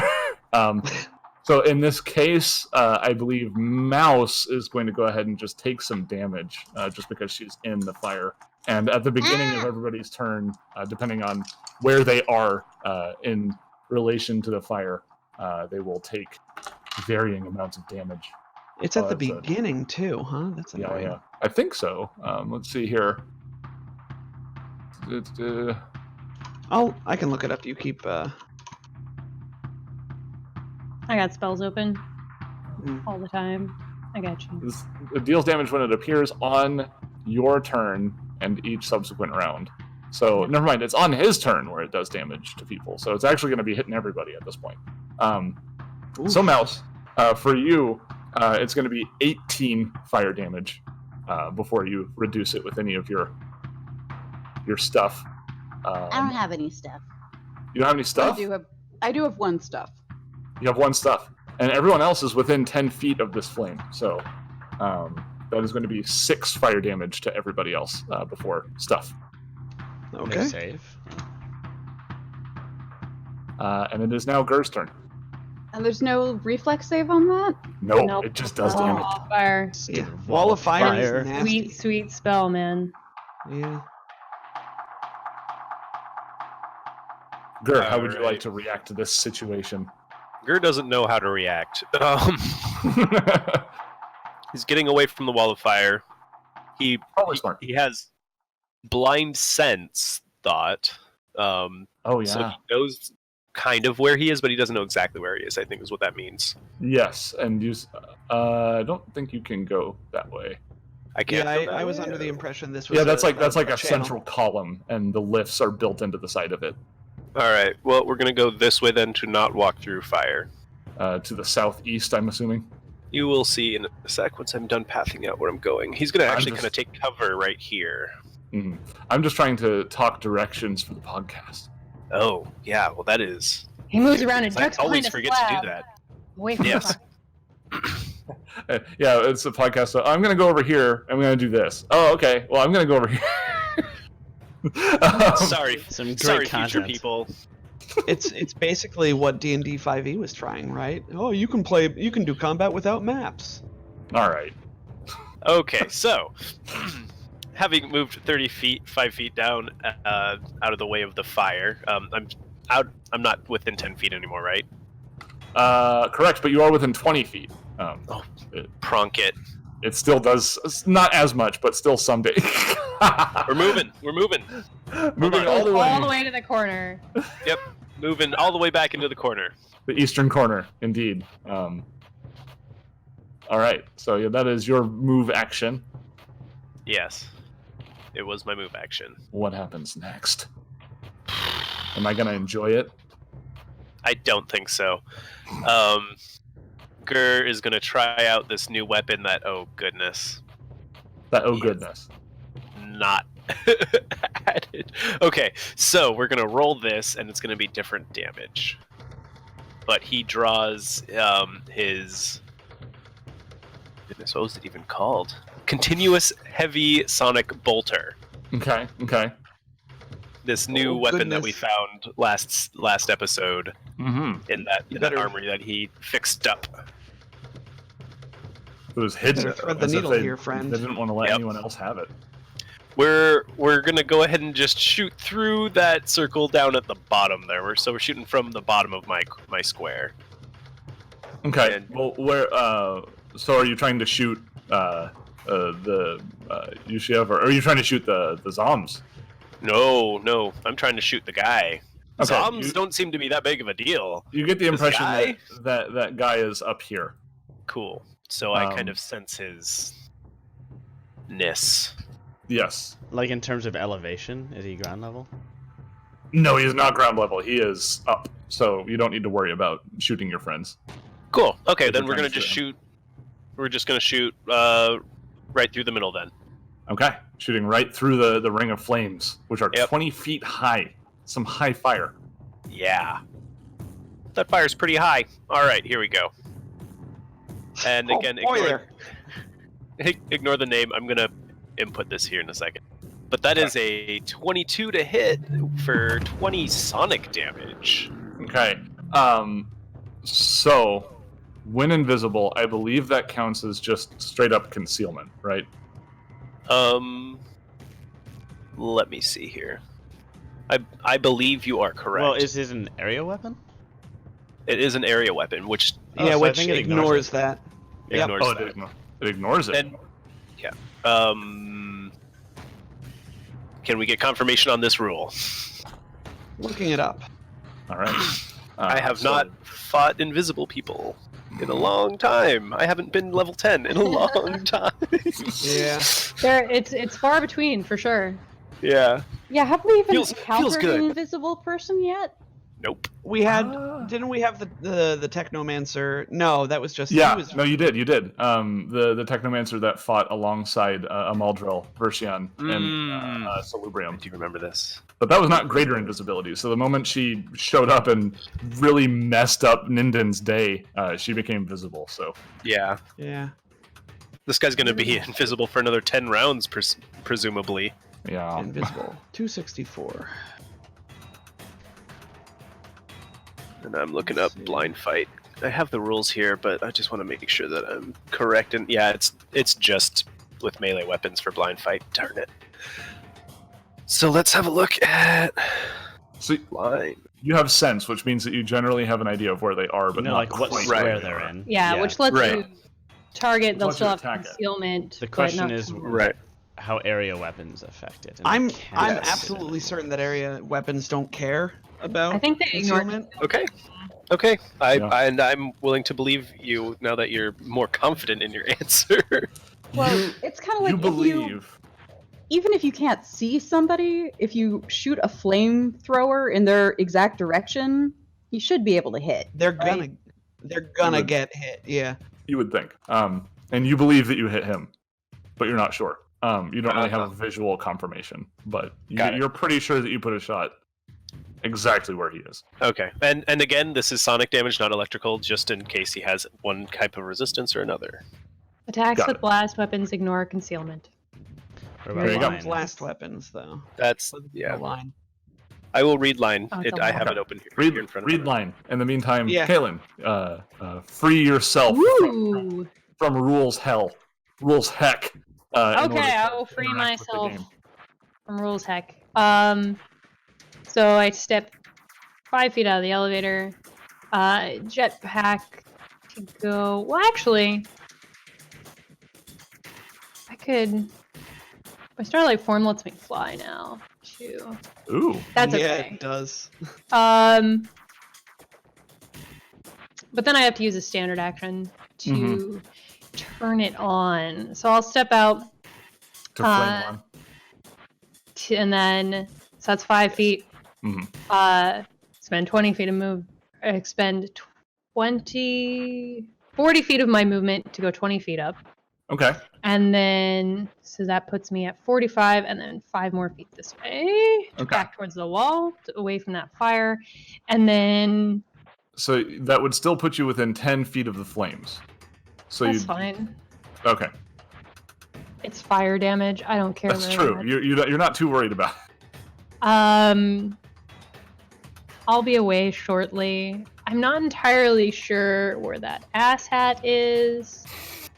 Actually, I'll use my 5 to step slightly more out so I have a better line of sight on these. This is Mombies. It's Mobies. It's Mobies. How far apart are these two? 20 feet. Let me click on something here in my spell list. Force disc. Yeah, I think I can hurl a force disc at all 3 of them. Is the force disc actually going to work this time? We'll find out. It's only 15 feet, so I can't quite get all 3 of them. So instead, Okay. I will. Oh man, I wish I could target that asshole. Oh, we have a wait. 6-year-old Wow. listening to us. We know Yeah. that there's a 6-year-old out there. I'm sorry, Sheriff. I'm sorry. Remember, these are adult words. Only adults get to use these words. I mean, we did establish at some point that a swear or two it's going to happen. Like, It's gonna happen. We're live. well, we no, it's just like apologize. it's kind of Small ones. Just understand there is a time and a place for curse words, and at school is not that time or place. never at school. Never. Ever. You'll get in trouble, and it's I warned you. Not turning this into a Nick teachable warned you. moment. Moving forward. This is what I always taught my students. There's a time and a place, and school is not the time or the place. Okay, we have confirmation that she's heard worse from Jet himself, so we're Okay. we're in the clear, I guess. That makes So it better. my spell targets a creature. Hmm. How does concealment work with? I'm pretty sure you have to be able to see it in order to target it with a spell. Yeah, line of You have sight. to be able to perceive it. Hmm. I heard you No. talking about how you could see invisibility. I was thinking Tillian still has see invisibility, but I retrained it on Kaylin because we'd had never Oh no. required it. That's always the thing, isn't it? That's always Yeah, it's so conditional. It's the sort of spell that you want to have on No. a spell gem, but don't want to waste a slot on. right. Yeah. I want to use my predict foe, but it does target creature. Mhm. Well, let's just deal with these Tactically. zombies and then let the boys who have blind sense and such deal with the wizard. I mean, I suppose. I have nothing for three zombies that are so far apart. So I guess I will shoot the blue one. They're close enough for a force disc. They only have They to are be not. within 10 feet of each 15 other. feet. It's at the last This one's of 20 the feet last away. target. How is it 20 feet away? That looks like 2 squares to me. They're 10-foot squares. They're 10-foot squares, Leaf. 10-foot squares. So, okay. When did this happen? When I'll were let we you notified? look. Anyways, I'll let you hit all of the zombies with it. Just so we can move past this turn. It's fine. I We will. gotta move past this shoot turn. the We gotta blue keep one. going. I'm gonna shoot the blue one. Okay. So 19 to hit. With your disruption pistol, which is a sonic weapon, right? Mm-hmm. Okay. Let's see. Let me get that sonic gun sound. That's a shotgun. That's the wrong button. I hit the wrong button. There we go. We get a little sonic gun sound. That's absolutely a hit. Yes. It's gonna, and it will ignore any energy resistance they might have for 9 sonic damage. Oh yeah. They don't really have a lot of resistance going on. Perhaps grotesquely, some bits of rotted viscera are blown off by the sonic blast, but it's still shambles. Rude. A shamble and it's still happening. Speaking of shamble, that is just what they do. They begin to shamble on up to Ninden. Shamble on up. The first one's going to take an attack of opportunity because I have 10-foot reach. But... Oh, hey. That power armor gives you 10-foot reach? Yes, it is Crazy. large and it has a 10-foot reach. Crazy. All right. So blue is going to get an attack of opportunity. Hiya. That is a 28 to hit for 27. Oh, yeah. The follow-up 14 on attack. the die. Follow-up attack is more than enough to finish it off after Kaylin's damage got stacked onto it. So you've stabbed this zombie as it shuffles its way up to you. Yep. And as zombies tend to be, they are all staggered, so they cannot attack, which will bring us back to Herald's turn. Oh. Herald will activate a new armor upgrade that he has acquired, a jetpack, and rocket up to the ceiling. But why? Because I want to get away from the fire and also the zombies. The zombies are staggered. I don't think they can take attacks of opportunity. Well, they also just can't attack if he's up. Yeah. Yeah. Anyways, I'm up now. Actually, is there any complicated rules about flying? I've never done it in Starfinder before. Can I, go at my full speed? Or is it, I half think- speed because I'm going up or something? I think it Flying depends up on the is- float, the fly method that you're using. It's... Flying up is no. half speed. Okay, what about, 45 2. degrees up? Ooh. Oh, I don't know. Yeah. We'll go with. So what direction are you going? So if I can go laterally? 30 feet, I will go up. If I can't go 30 feet, then to get clear of the wall of fire, I'll need to go diagonally up away from the wall of fire. Right. So And then- it'll use, if you want to go 10 feet up, that'll utilize 20 feet of movement. Oh, And then- even then, if I go horizontal, this is dumb. This is a dumb plan, Simon. I'm just gonna walk 30 feet.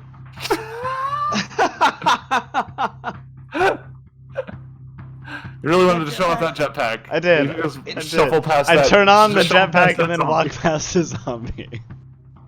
That jetpack is gonna come in handy, I promise. My backpack's It attacks. got jets. It attacks your square approximately 3 seconds after you leave it. With my standard action, I will, I don't know, do a clever attack on purple. All right. I miss. Oh no! Oh, you super duper miss. I super duper miss.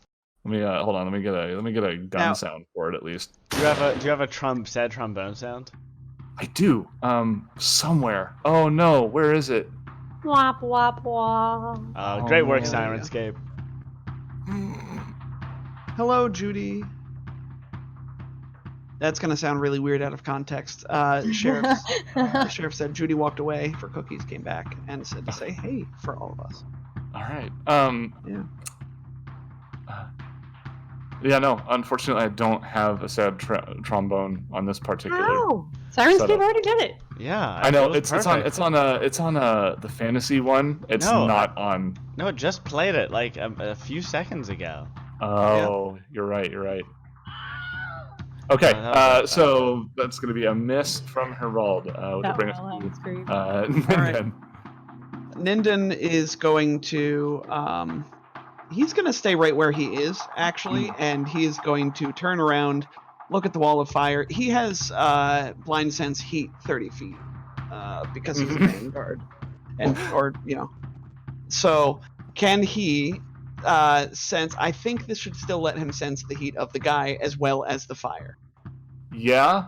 It's trying to sense heat through fire. That seems challenging. Yeah. also If it 30 makes you happier, I can also move up to this wall and then just walk on the wall, Sure. and then I'll get closer to him. Yeah. Yeah. You can perceive generally. Is it blind? Is it Blind sense, sight not or sight. blind sense? Okay, Not again, sight. much like Gur, you can sense that this individual is here, directly south of the lifts, floating about 30 feet above the ground. Cool. Ninden calls that out, and then he's going to fire the cathode cannon again at the guy. Okay, do it. That's only a 21 to hit. Man, that's a garbage roll. It's more appropriate that you're in this spider harness climbing up the wall, right? It's like the armor's doing all the work for you at this point.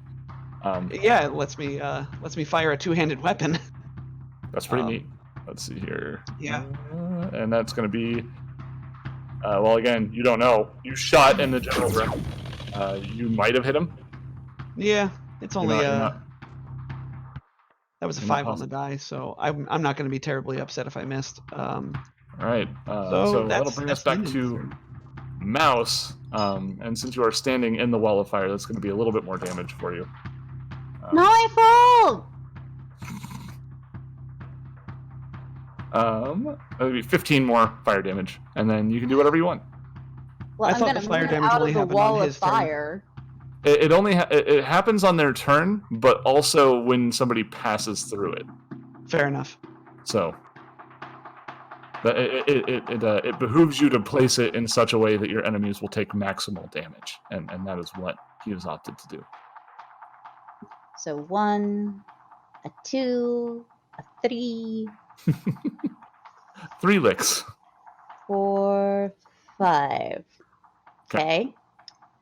And then she's going to use her standard to activate her shield. Okay. So, and then that's a turn. Okie doke. All right. Time for some more goodness. Yum yum. What else can this person enact upon you? Let's see here.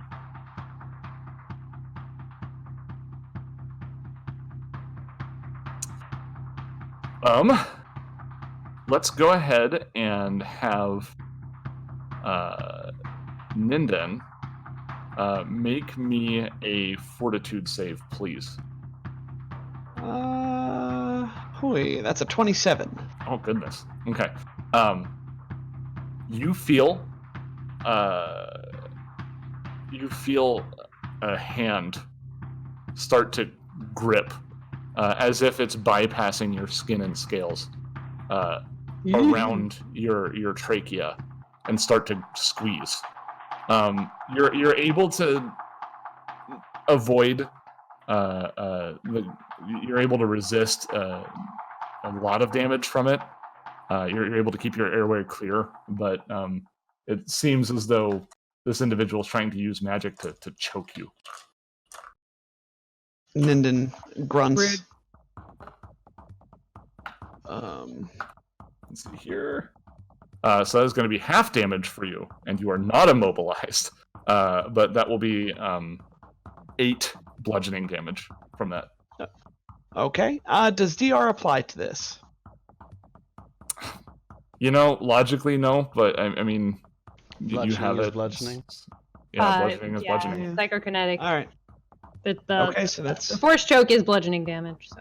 Yes. that's that. All right. Cool. All right. Thank you and very you much. get the impression that he has moved from his position. Can I then make an attack of opportunity? With concealment and whatnot, knowing that he was within reach, or Ooh. was it not within reach? No, it was within reach. He's large. Yeah, go ahead. Okay. Get him. That's Smack a him 29 good. to hit. Now, mischance because he's invisible, I believe, is 50%. Indeed. Do you want highs or lows? Give me high. Curse you. Your attack does not seem to find purchase as he begins to move. And then swipes wildly in the air. Yes. From your perspective, it seems that he has relocated to. Hold on, let me do it on a layer you can see. Around this area, like he's heading towards Herald now. Herald, he's coming your way. Which way? And then I twist in a circle to try to see him. And in the interest of making it so this combat doesn't take up literally the rest of the episode, he stops being invisible because that would be way too much. We had just come up with a solution. Did you? Okay. Well, either way. We Now he's leave just the flying building over and the buy roll. some glitter balls. No, we were gonna shoot him with a fire extinguisher and cover him with fire extinguisher foam. All right, Gert. Uh-oh. Gert, Now you are- Kaylin is her second favorite. Girl power. Indeed. Boys better catch up. They're just not as cool. I'm sure Ninden is her third favorite. I'm talking in a funny voice. What more can I do?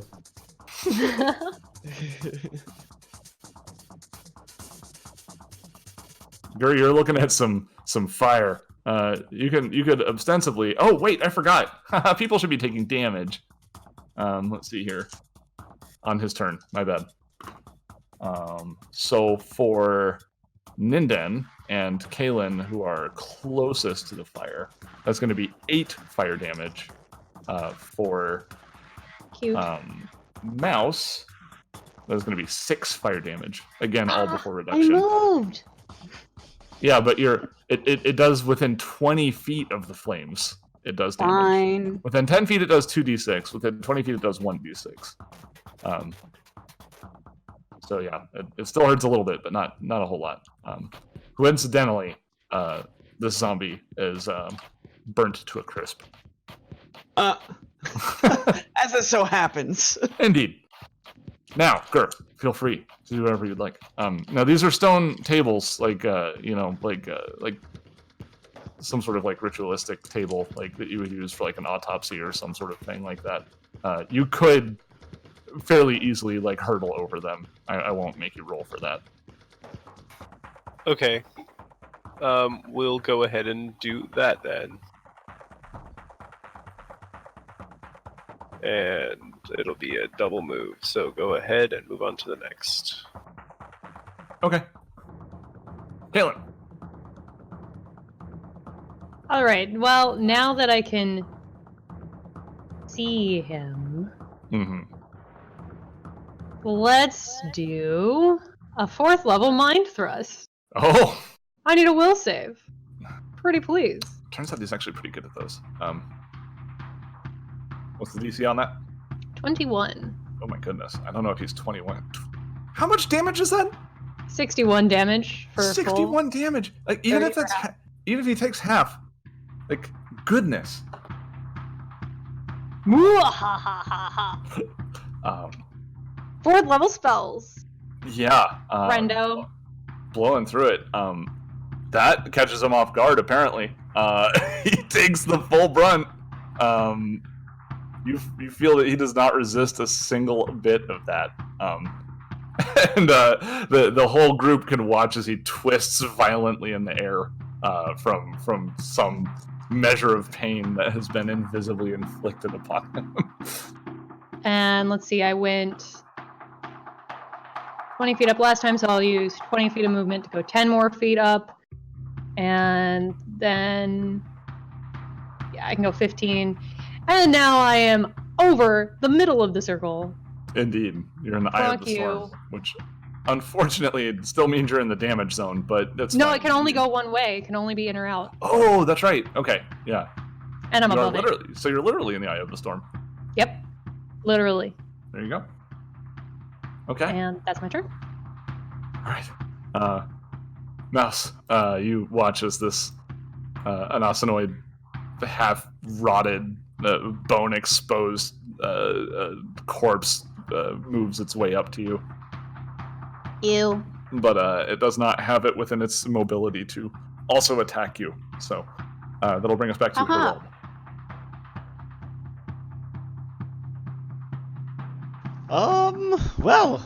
Due to this strategic mismaneuver, he has become visible again. So I will shoot him now that he is visible. Thank God I'm here to give you guys such key tactical advice. So that's a get him and a clever attack. Okay, very clever. So clever. His CR is probably below 16. Does a 24 hit his KAC? It does. 24 plus 2, yeah. So 23 piercing damage with my new big that's gun. Yeah. Wow. Hurrah. Yeah, Gary, he's utilizing a hand cannon quite effectively here. And plus 4 on attack. Impressed. We're all so proud. I'm competent. All right, that'll bring us back to Ninden. All right. Ninden is going to... He's still flying 30 feet up? Yeah. Okay. Ninden's going to walk along the wall here, and he is going to attack him with You will his actually star get an knife. attack of opportunity. Yes. Let's see here. So let's see. What is that? It's really high. Of course. It's a 33 versus KAC. Actually, no, because I have mobility. So. Oh, you have mobility now. Okay. Yeah. No, I've had mobility almost the entire game. Oh yeah. All right. I promise it's like 3rd on my feat list. Let me check. No. Yeah, it's level 5. So. Do your turn. Nope. I'm doing my turn, and then I'm gonna stab him with this star knife, which has cold damage. Does it? In case you're wondering. Doesn't matter though. Yeah, I You gotta. don't stab him. I think you Yeah. meant to say. I stab at him. I stab at D. It's a natural 2. Well, hold on. Let me double check all this stuff. So that's a +2 from get him and +2 from flat-footed, effectively, right? I mean, sure. I never add flat-footed into my roll because that's his armor. Yeah. Okay. Yeah. No, that's still not gonna do it. No. All right, Yep. Mouse. All right, Mouse is gonna move. A 1. A 2. And well, she's not going to shoot. She's going to soul project. Yeah. Oh, you're gonna use that. Yeah. Goodness. Draining her life force to defeat her foe. So that's 22 to hit. EAC. Not sure. Yeah, it would be EAC. We're doing force damage here. Yeah. That's, Okay, that's with all these bonuses, yes, that is absolutely a hit. So that's 12 damage. Indeed. But then you take How much damage? So how many dice are rolled there? 3? 4. 4. 4 dice. So that's going to be 4 hit point damage to Mouse. Yep. I don't think it's worth it when you're not fighting a ghost. Eh. All right. So.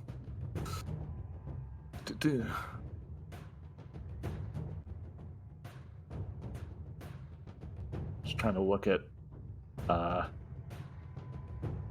His many spells. What do I want to do? What's he gonna do? What's he trying to- gonna do? I'm He's trying having to. a bad day. I'm Finger trying of to death. figure out how bad I want to be. Yeah, wizards. Okay. Playing wizards as a DM is scary. I know. Because you can do so much. Yeah, and I'm trying not to be a total jerk. But I appreciate it. he's going to go ahead and scoot this way, so Ninden can go ahead and take that attack of opportunity if he so desires.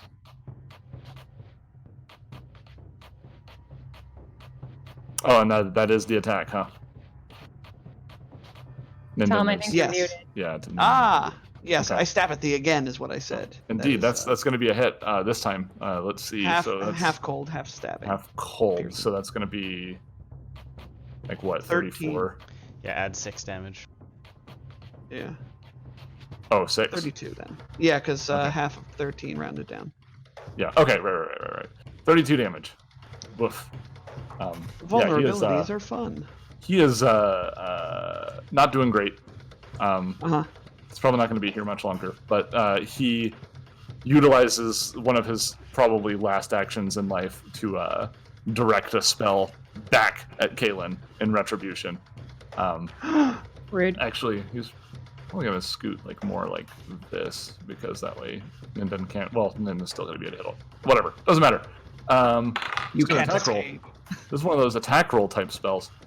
Does a 30 hit your EAC? Ooh, yes it does. Kaylin takes 2 negative levels. What? Holy What? pronk. Rude. As he Oof. shoots Kaylin with an enervation ray. Goodness Ah. gracious. Well, I'm out. Bye, guys. What do you mean you're out? You have 8 more levels. Yeah. I'm useless. No, No. you're not. I don't think No, you're that's not. true. So Negative Gur levels are not goes as bad as they ahead sound. and moves on up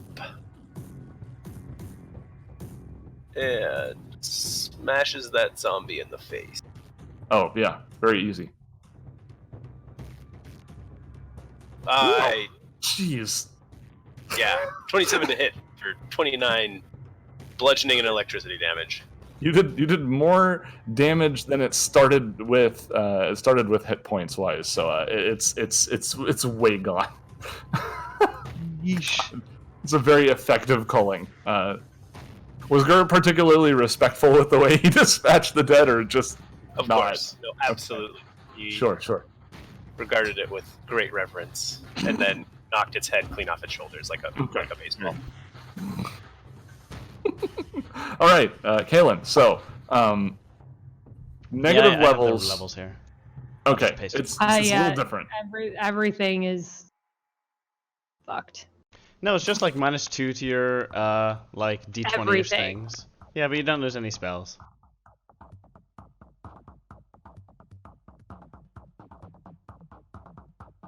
don't You are lose any also spell treated as one slots. level lower for the purpose of level-dependent variables such as spell casting. Yeah, but you don't lose any. But you don't spells. lose spell slots.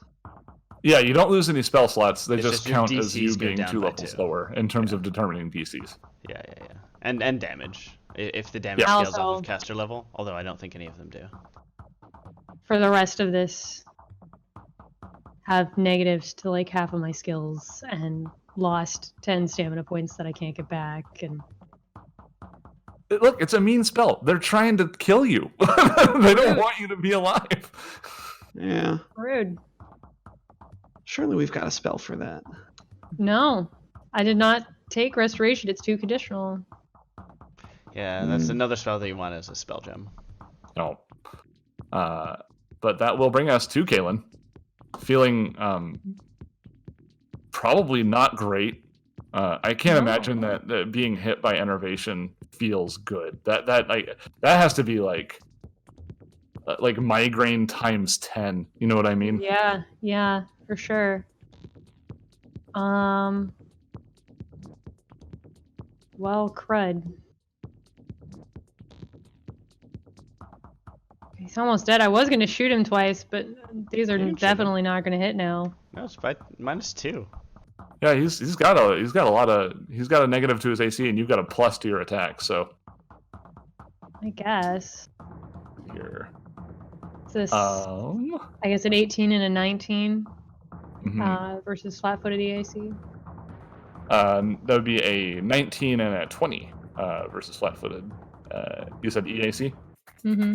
Yeah, no, it's absolutely going to be a hit. So the second one is a hit. So, and that second shot is actually enough to finish him off. So Nice. Ooh. you hit him with your mind Vengeance. thrust, damaging him severely. Ninden puts a good stab in him, and then as a last act of vengeance, he hits you with an enervation ray, and you respond in kind with a blast of sonic energy, which knocks him out of the sky, and his body falls very close to Herald. Ah! I want to say it's like probably like one of those cases where like it's like he falls so that his legs are on either side of Herald, but not quite. Like you know those old silent films, like Charlie Chaplin, or how he would have like the house. No, look, I'm an Astrozone. I can deal with it. I just get squished into a pancake and it's okay. No, I'm just thinking about like Charlie Chaplin, how like the front of the house falls down, so like the window goes completely around him. Yeah. It's like that. Anyway, yeah, fighting over. Oh, Oh, he was nasty. Kaylin, are you all right? No, not really. But we don't have time to get rid of it, so. Hmm. I'm sorry you're not feeling well.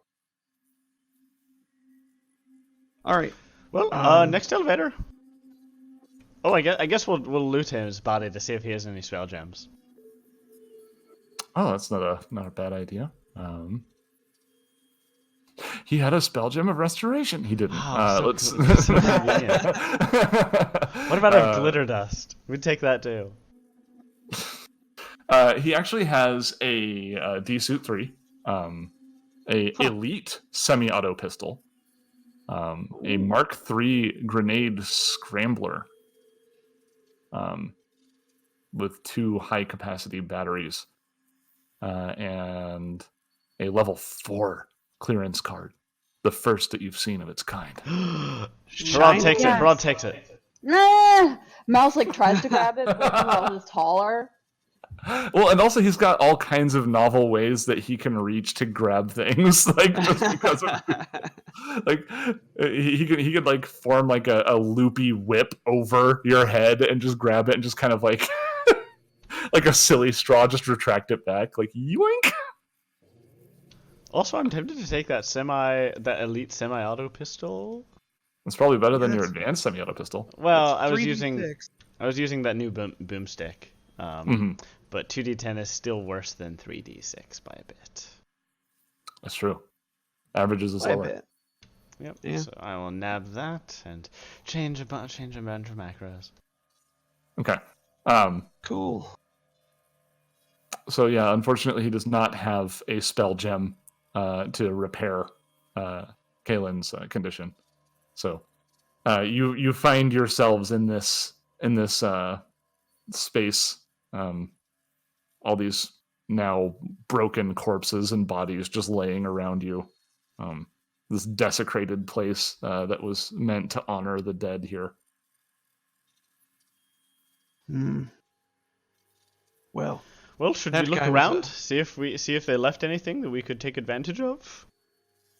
I suppose sure, we I should guess. search the place. Mouse kind of picks her way through the bodies. Ew. Oh no, she activates her hover boots, Oh, sure. clicks her heels, and now she can just kind of like skate. Let's see here. Perception. Oh, she gets a 19. Wow, Gur. So you find a black iron case that is near some of Yushev's personal effects. It occurs to me I never did a thing here. Let's see, because I had a thing for Yushev here. He has art. Oh, He cool. sure looks like a baddie, Ooh. but Yep. now he's dead. But now he's dead. So near his personal effects, you find a black iron case.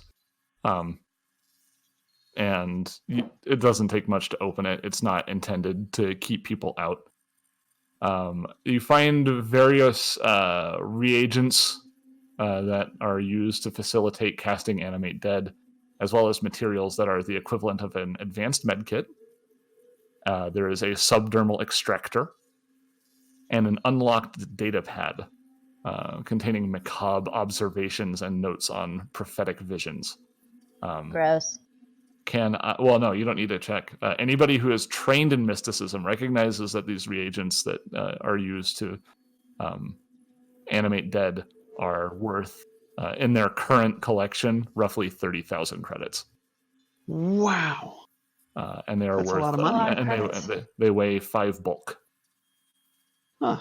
Into one of the null space chambers they go. I think so. Mm-hmm. Cool. Okay. All right. All right, onwards and upwards.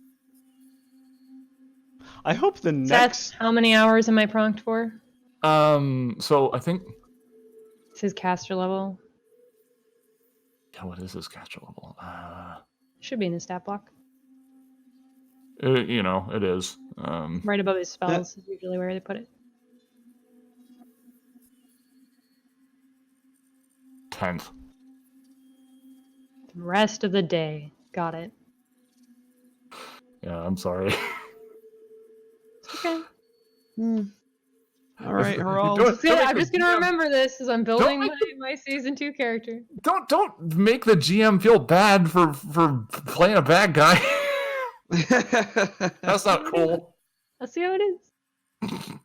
All right. All right, Harald. On my neck again. All right. So, as you get into the lifts, much like before, the lift here indicates that it cannot take you to the top. Instead, showing you the next floor it can stop at, which will connect you to the next undamaged section. Much like before, you're taken higher and higher, occasionally passing by slivers of cracks to the outside world, eventually coming up towards your destination. This time, a really loud grinding sound kicks up, and you notice that the lift actually starts to move slower for a floor or two before it stutters to a stop at the floor that it says it can take you to. Probably inducing at least a little bit of anxiety about being inside a damaged elevator. I'm sure it's just not used to the weight of a Veskin power armor. Sure, that's it. probably I don't want to get stuck in another elevator. I hate bottle episodes.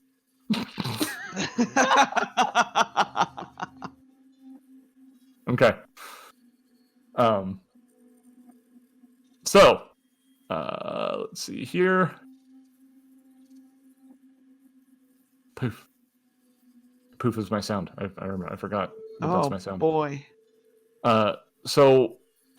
As the lift arrives and the door opens, the room beyond this time appears to have been some form of dormitory or high-end hostel, maybe for the people who worked here. Many of the beds and furniture have been displaced, a pile of them gathered in the northwestern corner of the room, among broken dividers and bloodstains on the floor.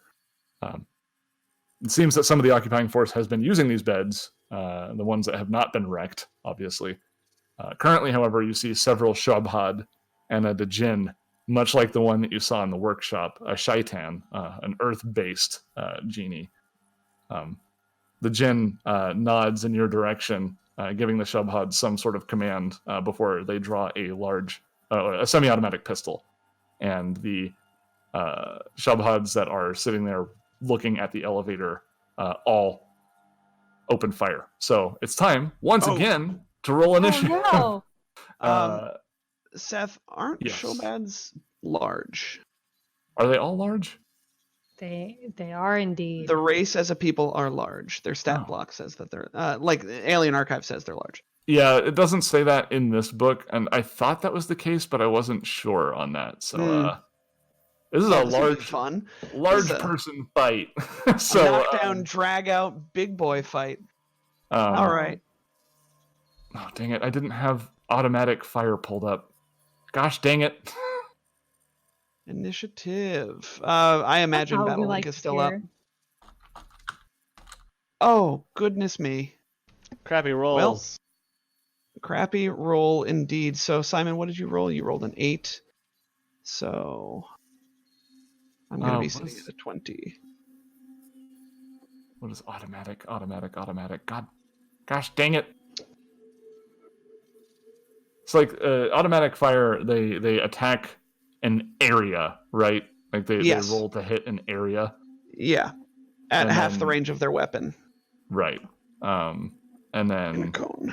everybody takes like is there a reflex save associated, or does it just No, an it's attack just roll? at a -4 penalty to 4? the attack Wow. roll against our AC.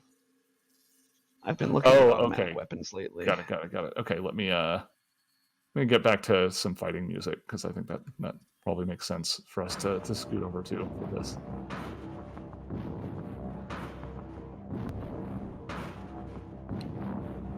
So, what I've always wondered about is it says when you're making a full attack with a weapon in automatic mode, you can attack in a cone. Roll damage only once. I don't see anything Oh, about so a it's just -4. so what I'm thinking of is it's just the -4 from the full attack, because it says when you make a full attack. Oh, you're with right. weapon You're in absolutely automatic. right. You're absolutely right. Yep. Yeah. So I it's missed just that like the first 10 times I read this. yeah. So for this particular one, it's going to go ahead and for their surprise round, they're going to get that automatic fire off on the group. So they roll against everybody's AC at a -4. Is that what it is? Yeah, technically they can't Yeah. do this because it's a full attack, which takes a full round, but you can do whatever you want. It says that they're ready to open fire on the group. Yeah, that's Do it. Do it. Yeah, I'm roll- gonna do it. DM Fiat, I want to kill you all. That's my goal as a GM. Yeah, that's every- the best way the show can possibly end. And think then our so. heroes were killed by nameless Chopin in a volley of gunfire. They all have names. You just haven't asked yet. Trapped like rats in an elevator. Why So why haven't you used diplomacy? You haven't even tried diplomacy. Because the battle music is playing and they fired guns at us. Can't So use you make a diplomacy in separate- combat. You already had us roll initiative. Can't diplomacy anymore. True. You make a separate attack roll for each target in the cone, Seth, at a -4 Indeed. each. I am still taking care of the initiative thing because I don't want to. Oh, I see. You know what? It occurs to me I should probably roll initiative for these people and then write what their initiative result was on the stat Yeah, block. because you're gonna know. That's a note for myself. Do that in the future. That's way smarter.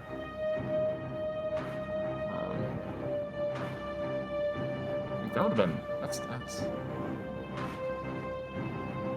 that's like a revelation for me. It just shows you how much of a baby GM I am. All right. If so they're on the Red- GM layer, we also can't see them in the turn order, so you can always just roll in advance, keep them on the GM layer. Ooh, neat. I like that. Okay. Yeah. Yeah, that's even less maintenance.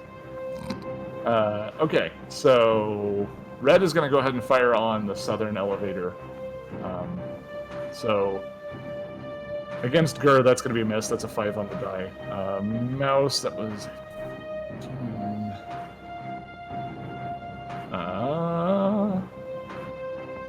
Does a 21 hit your KAC, Mouse? It does not. Okay, and I know it definitely doesn't hit Kalen. So the elevator that Mouse, Gur, and Kalen are in gets sprayed with an array of machine gun fire, but none of them get hit or their armor gets hit. It's So, a miracle. yeah, it's No, we're just highly trained combatants who know how to avoid gunfire. You move like Vash the Stampede from Trigun when you're getting shot at. You just happen to not Oh get my hit. god, thank you. So I have been rewatching that just like recently. Are you serious? That's great. I'm 100% serious. I was like looking for anime to watch, and I was like, oh, I haven't seen this since I was like a little kid. I need That's to rewatch this, amazing. and I was so happy. Oh my god. I used to don't love know that if it's one. canon or not, but Millie and Meryl are married, right? Yeah, they're married. Yeah, they're married. Headcanon. And similar situation. You don't know if they opened fire too soon or what, or Ninden was able to effectively use his armor to shield both Herald and himself from harm, but the other two Shabhad opened fire on the elevator that they're in, and they just don't take any damage from it. It's all plinking off of Ninden's outfit there. Haha! Ninden laughs uproariously at them. All right. Now we'll bring They us to are Kayla. indeed stormtroopers, Crow. Yeah, they're stormtroopers. They are. Very big, tall Let's see. stormtroopers. That Big. makes us Darth Vader collectively, bursting through the door. Big, horrible stormtroopers. Let's put. What are these guys weak to, or strong against? Either is good to know. Yeah, Kaylin, if you want to do a, would it be life science for Shabhad? Probably would. Probably. Does she Yeah. have life Yeah. science?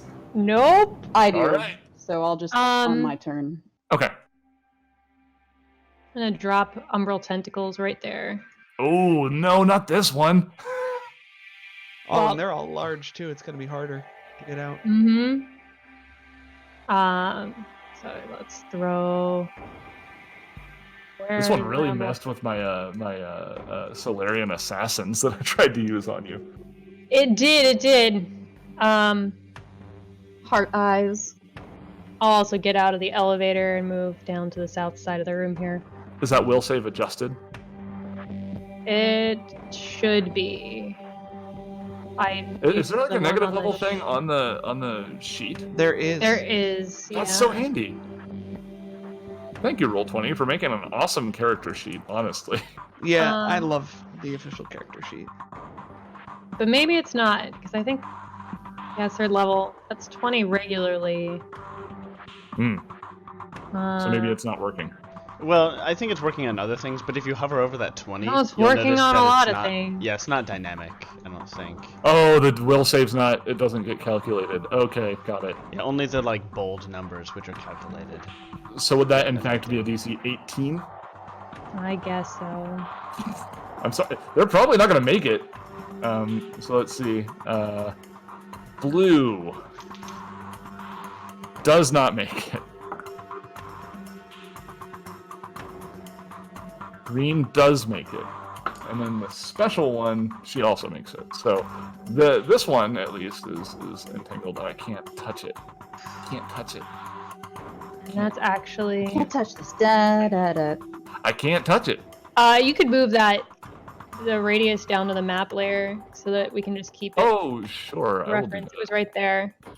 and Okay, then yeah, you that's right. just- It was. Collapse it down so that it doesn't get in the way of the tokens, because it's Layer. gonna stay there.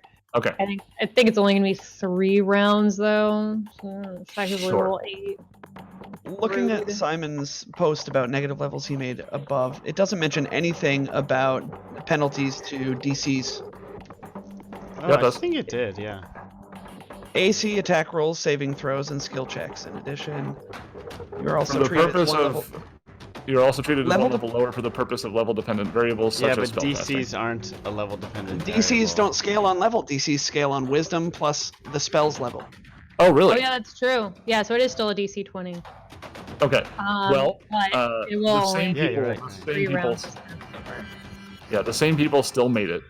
Unfortunately, Sorry, because just an the important second point one of rolled order, like though. the second one rolled a 15, and they get a +8 to their will. So So the ones that made it take half damage and are not entangled. But that does still count as difficult terrain. The ones that failed are entangled.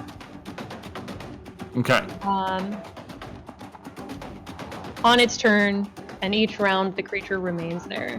It takes damage and risks becoming entangled again. Okay. Understood. Let me. First, I'm gonna turn down this music a little bit. It's getting a little spicy. Too drummer- spicy. The drummer's getting too crazy. Let's see. All right, that'll move us over to Ninden. All right, Ninden's gonna do something dumb. He's gonna come over this way. I don't know if they have melee weapons out. That wasn't described, but so they have 4 arms, as you're sure they aware. do. Yep. And while they had 2 arms utilized to leverage their squad machine guns at you, their other arms have carbon steel curved blades in them, which they're going to go ahead and take a swing at you with. That is gonna hurt, but that's all right. Potentially. You're not a level 1 character. It's not that terrifying. Yeah. It's especially not scary if one of them rolls a 17 on the attack roll. 17 total. Yeah, 17 total. Boy. Not Friend. Yeah, no, he's got to come. He's got to come a little bit, come at you a little bit more harder than that. The second one, however, gets a 35 against KAC. Yes, that is the number actually with mobility. My KAC is 35 with mobility. That's insane. The spider harness, I tell you what, the max dex bonus really helps. That's crazy. That's crazy. So yeah, it's going to be a 17 slashing damage before whatever sick reduction you do. It's just an armor upgrade. Nothing sick about it. And then It's gross. I hate it. Yuck. Ninden's going to fire his cathode cannon in a 10-foot line, hitting these 3. All right. I believe that works.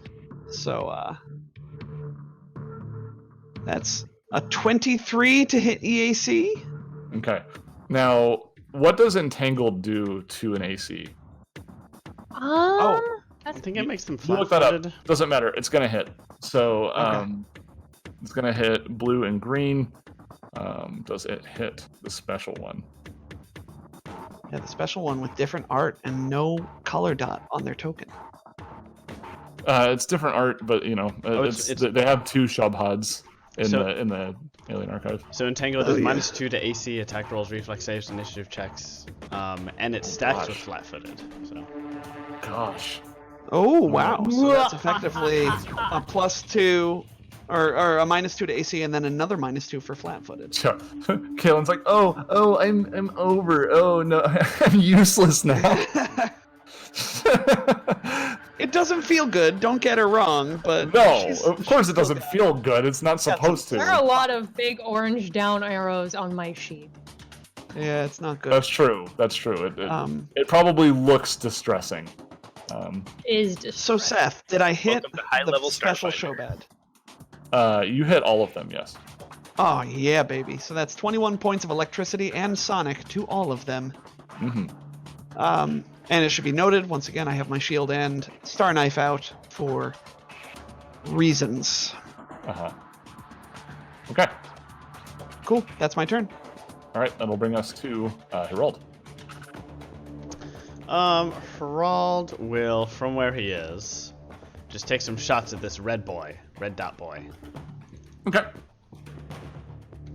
With a get him and a clever attack. Roll them bones. Ooh, that one might not be enough. Is his CR above 7? The red one? Yeah. Let me see. Man, I've been doing so well writing down the details, and I just really prompted up this time. Ugh, no. It's been They are not CR7, so it still works. Cool. Rolling that one on the bluff works. Okay. Then he is flat-footed, and also you get +1 to Get attack him, amized. and does an 18. I don't think plus anybody can effectively 4. miss this. I don't think anybody can miss this guy now. Yeah. Well, 1. Aha! But yeah. 19 damage to him. All right. Don't roll a 1 when you're shooting at red, and you'll be fine. Yeah. So let's see. 19 damage. Jeez. Herald grew up. Herald, We're I'm a very big proud. boy. I'm a big Happens boy so now. fast. Gur.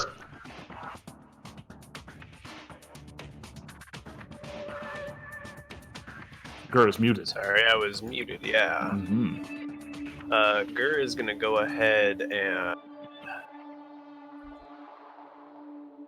boost and fire Ooh. his Colossus coil.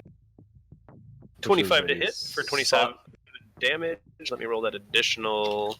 Is that a sonic gun? That is not sonic. That is electric. Oh, so you're firing the electric one. It's electric. Hey, add another full 8 on top of that damage. Oh yeah. Or 35 damage total. Hold on, 35 damage? Oh my god, he dies. Red, God, right? he You were shooting at red. dies. Okay. Of course, red. Yeah. Nice. Red is quite dead. 35 points of damage in a single Red is hit. dead. Geralda's like, get him! And Gur just eradicates Okay. him. Red is dead, All but right, there good is no work. redemption for him. Red's dead, baby. Oh, hi there. I see got you're that. standing in tentacles. Would you like some help with that? So it's another roll to try and escape. Oh, that is a failure. 12 So it's- damage and entangled. Yeah, still entangled. Blue also already bloodied now. Let's see here. It may continue with its turn now. It may continue. So entangled, it's able to do all of its stuff. Normally, it's just at like big minuses, right? I think Yeah, it's it's half mine. speed, too. Here, I'll put it up for you. Mm-hmm. It's just gonna take a couple swings at Ninden. Oh wow, that's a good roll. That is not a good roll. Let's see. The first one, it's gonna be, I think, 31 versus KAC. 31 versus KAC. Yeah, it rolled in 19 on the die. Oh boy, and that meets. So Wow. Yeah, they need to roll I have- good they need to roll real good. if they're gonna be full But these attacking are- in the way that he is. These are the minions. So. Yeah. So yeah, that is going to be got this correct. Indeed, if my calculations are correct, that is 14 slashing damage before reduction. Alrighty. 14, that's You 9 can't- you slashing damage. Can't really move anywhere. He's pretty much trapped to this kind of fate. So Yeah, this is awkward. We're just like, face to face, smushed up against each other in this tiny little space. Yep. yeah, mouse. All right, Mouse is gonna. Do a knowledge check. Okay. Life science on these guys. Mm-hmm. That's a 32. On just the standard Shabhads, right? Yeah. Okay. I mean, I can't see the other ones. Right. So, you know quite a few things because they're common. So the DC starts at 10, and they are CR4. So you beat it by multiple factors. So I'll just go ahead and let you know. They have resistance cold 5, so they reduce cold damage by 5. And I just realized something. I'll go ahead and enact it on all the following enemies, but you know that they Sorry, have guys. ferocity. Okay. They don't really have any special attacks. They're just kind of big, strong people with 4 arms. Because yeah, like it can't. This life science can't like reveal like numbers, right? Like it just reveals if they have like resistances and special Yeah. attacks and such. And there really aren't any. They're just big, strong folks, and you just know that they have a tendency to not die when you think they're going to die.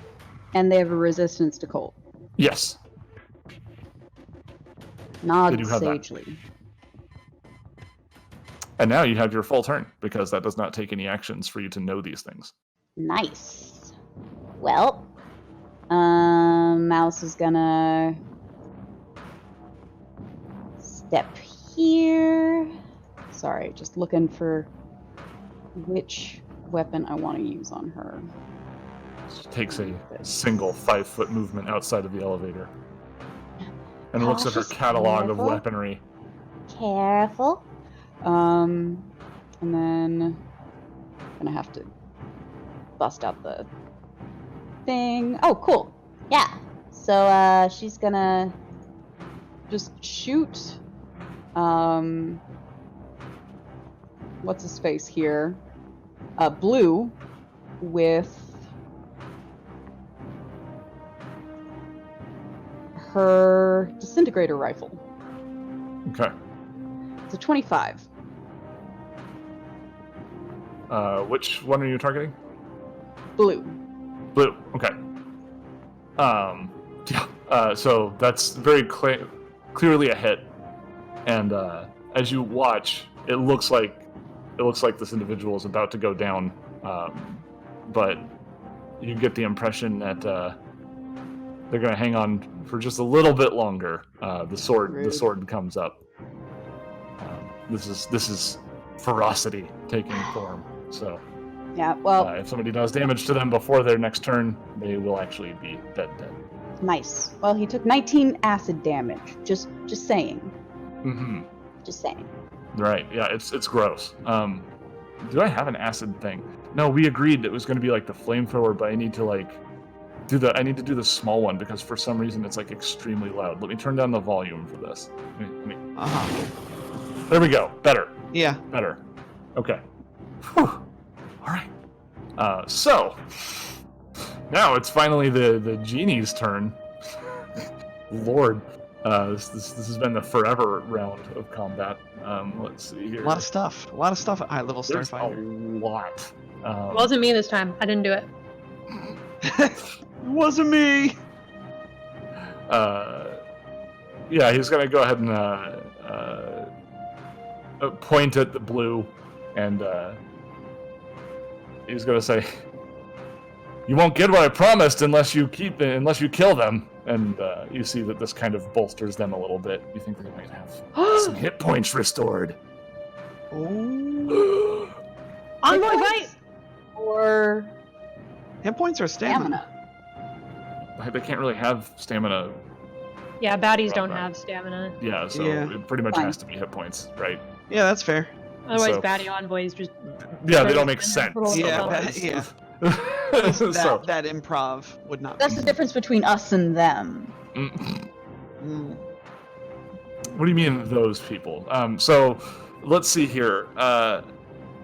This individual whose turn it is now, they are a blitz soldier. Now, Oh. if I see you standing in some tentacles there, friend. I I understand need a that. save. So my question is, does the blitz soldier? I remember them having something about difficult terrain when they charge. Is that not the case? I don't think so. I think there are feats you can take. Let me look at the But- Blitz Soldier real quick. Okay. Look at the And Blitz Soldier Glove. Seth makes Blitz Charge fighting attack. style and charge attack. So Entangled Charge doesn't attack. make the terrain difficult, it just cuts their speed in half. The No, the spell tentacles does. make the terrain difficult. The spell does. that means that Entangled, they're quarter it says you speed. cannot charge. Right. And it does not mention anything in the charge attack feature. Okay. And yeah, Or blitz style. no, I mean Blitz style is just flavor text on. Hey, this is why you're a Blitz soldier. Okay, well, they make the save, so they take half damage on that. Let's see here.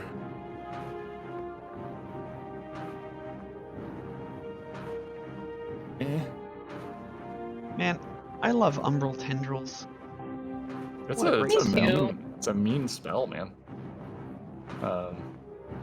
And for So my friends, moving through it, you don't have to make a save. Just don't start your turn there. So they move. Oh. They move at half speed. Is that correct? Well, quarter speed, because it's difficult terrain and Entangled cuts their speed in half. They're not entangled. They're not entangled because they made the save. Okay, so just half speed. Okay. We'll go ahead and approach Ninden. Actually, hold on. Minden will take an attack of opportunity if he Actually, gets that wait. close. Waiting. I think they have reach, so they don't need to get that close. Correct. They have a natural reach of 10 feet. Indeed.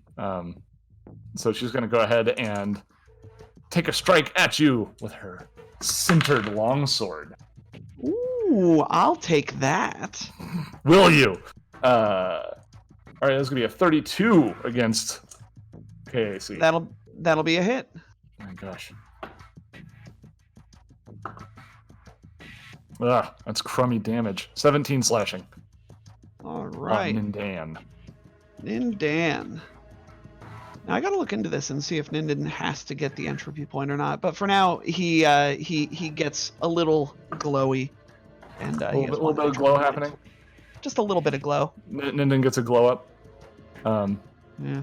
Oh, hi Okay. there. I see you're standing in umbral tentacles. Yeah, Make a indeed will they are. save. They failed this one. Not this time. Tangled and 17 damage. Let's see here. We made it up. There's words. We made them up. Let's see here. Oof. Oof a doof. God, what do they do? I don't know what they do. Perish! I mean, they're on their way. Let's see. Moving at half speed. Oh, barely. They're still within the range of the dang thing. Oh, I love it. And they're gonna reload their gun, which will bring us back to Caitlin. Alright, so let's tick this counter down a little bit. Tick, tick. Down to 2 more rounds. And, I'll go ahead and I'll cast Predict Foe on this, this Blitz soldier here that's coming after Ninden with my standard action. Okay. I'll scoot this way a bit. So I think we need to explain that because that is a spell that is not super well known. Oh yes, it's from character operations. Indeed. So this spell enables you to, as a reaction, while you're concentrating on it, which I believe means you need to keep using your standard action for it. Right. Correct. It allows you to grant, as a reaction, concealment versus one of their attacks for one of your friends. So it uses up your reaction, but it makes it harder for your friends to be hit. So It pretty cool. does. That is an awesome spell, and I appreciate your using it on me.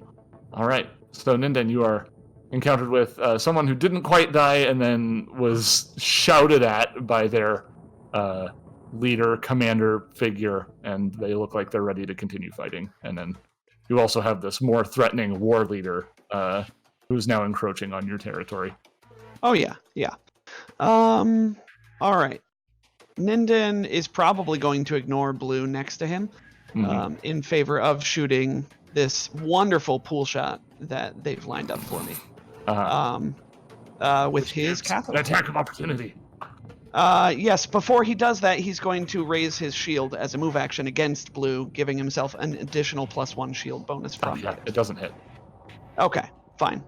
And then, like I said, cathode cannon to the face, 26 versus all 3 of their EA. Okay. Let's see. It's like this is the universe paying me back for last week when I rolled all those ones. When you couldn't hit nothing.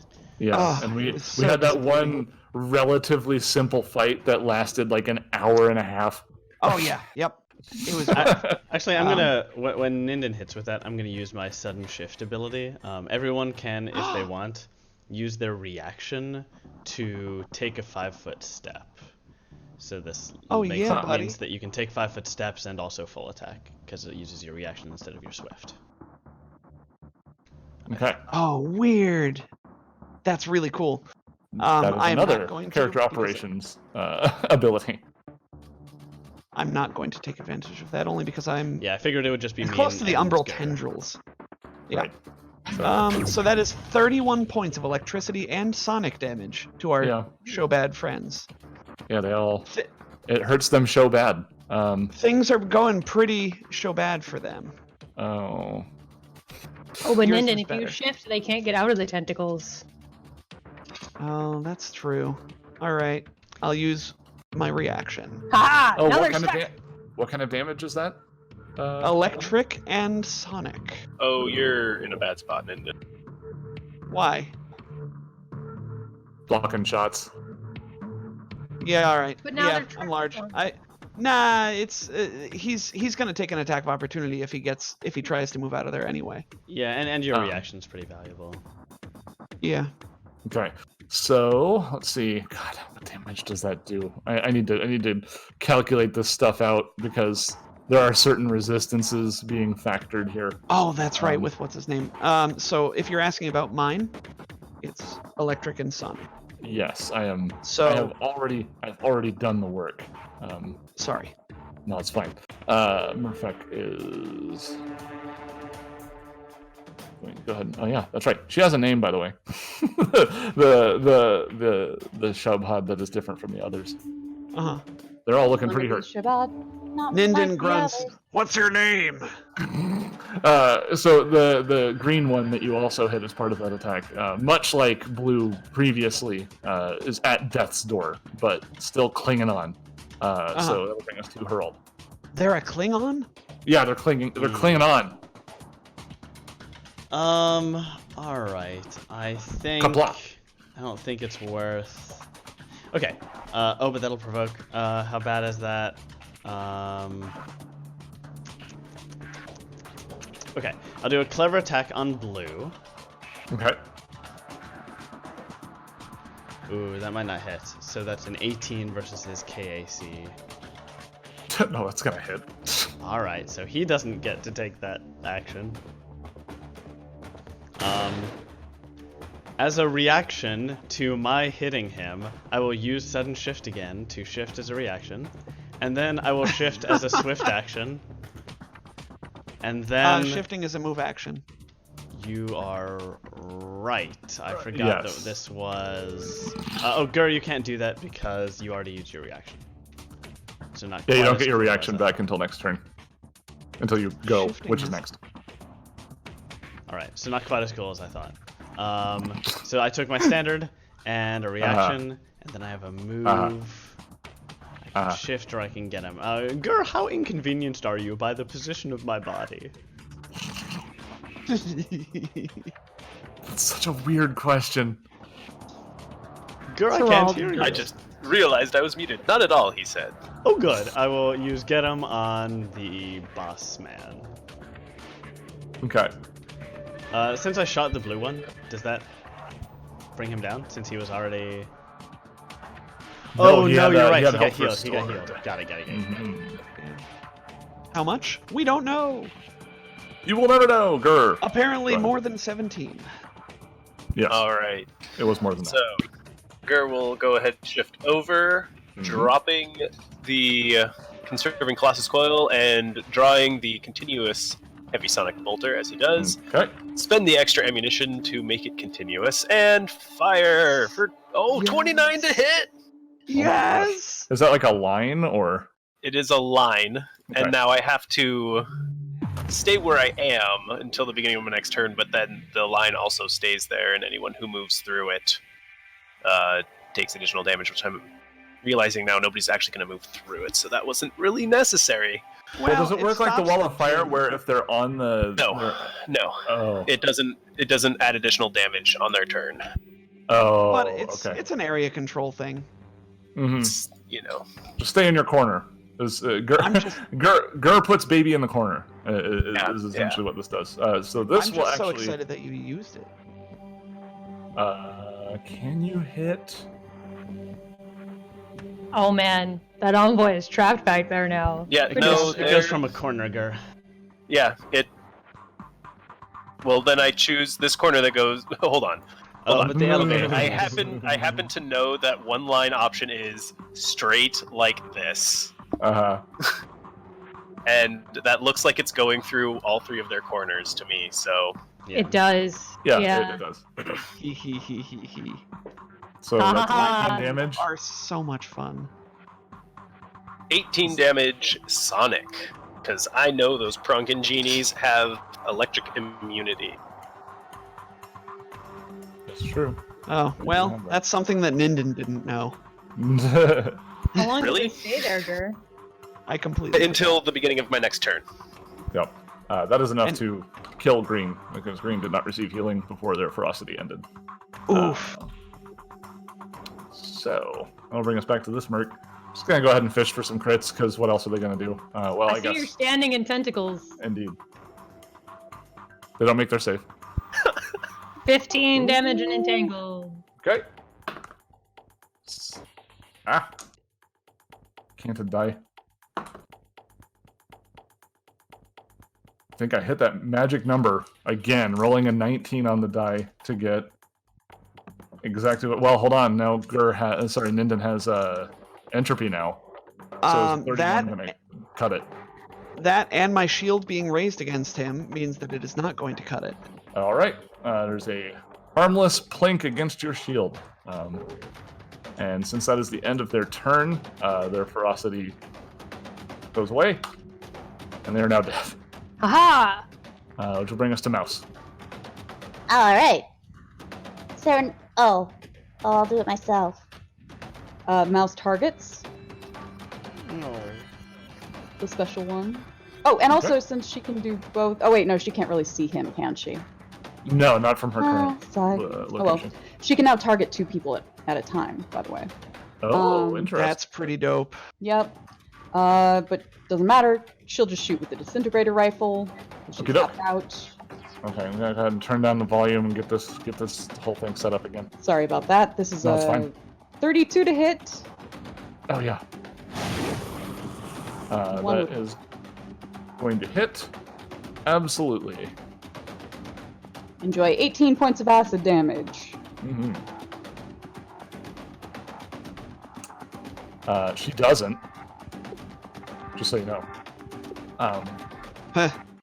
Go figure. The envoy kind of rolls his eyes like, I thought you considered yourselves elite soldiers. And then he'll back up and restore a little bit of hit points to to this person through such amazing encouragement. Yep. That's how I like to be talked to. Indeed. And she, in fact, snarls I and see you're turns her... standing in tentacles. Yes, yes.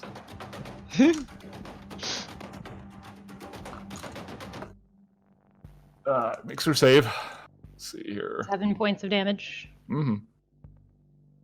And she turns her eyes on Herald. As you hello. imagine, she was briefed on this crew, and knows that he seems to be the leader.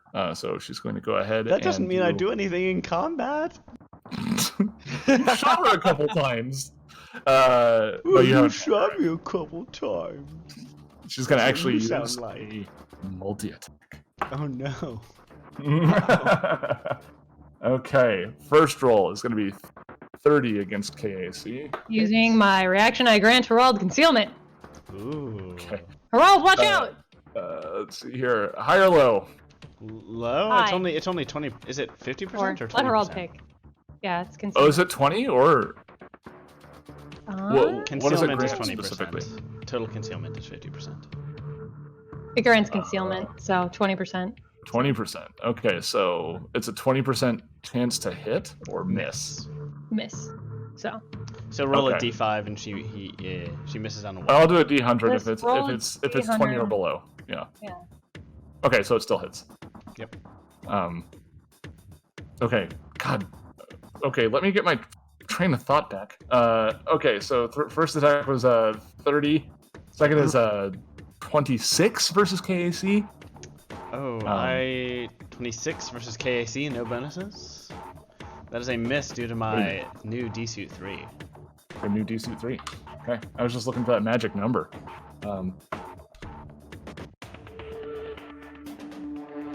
Okay, so what is the magic number? 27. Ah, just barely. Okay, so that is one hit from one of her centered longswords, of which she has 2 of them, and one hit from one of her fists. Oh, I thought it was... So you rolled 2 attack rolls and... I rolled 4 attack rolls. Oh, that's a lot of attack rolls. They have 4 arms. Too many. That's definitely how that works. The possibilities. Skittermanders are notorious for their 6 attacks. They have a multi-attack. Look at the No, Seth. I was totally like I was joking around because that has been assumed sometimes is when you have more arms. But they're monsters and they break the rules. That's All just right. First attack is going to be 24 slashing damage, Got it? and the second one is going to be 13 bludgeoning damage Got to it. her all as she cuts and punch. Kaylin. I am sorry if I sounded too flippant. No, it's fine. It's just I got actually at about 4 times on that one turn. Kaylin, your turn. All right, I move my counter down, and I continue to concentrate on predict foe. Scoot up a little bit with my move action. Scoot up here, hide behind Gur and Linden. And that's it. Okay. Linda. All right. Ninden is going to step up there with his move action. He's going to... Yeah, I mean, might as well. He's just going to shoot a line through this one into the envoy back there. Okay, doke. Attack of opportunity. Yeah. Let's see here. Ooh, actually 15 on the die, so that's a 32 against KAZ? Linden, watch out! This also... Wait, no. I mean, that's fine. But the Brotrev ordnance manufacturer gives them a -2 penalty to attack rolls, Right. attacks of opportunity. So it wouldn't even be a hit So that is anyway. going to just barely miss. Okay, doke. Like I said, I will save my reaction. There you go. And that's a 29 to hit for 30 points of sonic and electricity damage. Mm-hmm.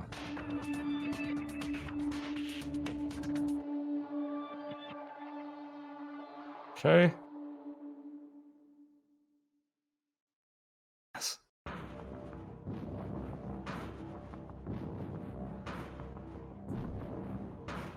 Alright, that'll bring us back to Herald. Herald Get'ems and fires with a clever attack. I think that provokes. Unless she's used. No, her- they already took their reaction. I don't Yep. think. Oh, when? Anyways, that is a successful feint. So that is Yeah, it's about as successful as it can get. It is the most successful. So yeah, that's 19 damage and flat-footed and +2 to attack. Alright. Let's see here. Goodness. Definitely on the ropes. Not quite dead yet, but very close. Which will bring us to Gur.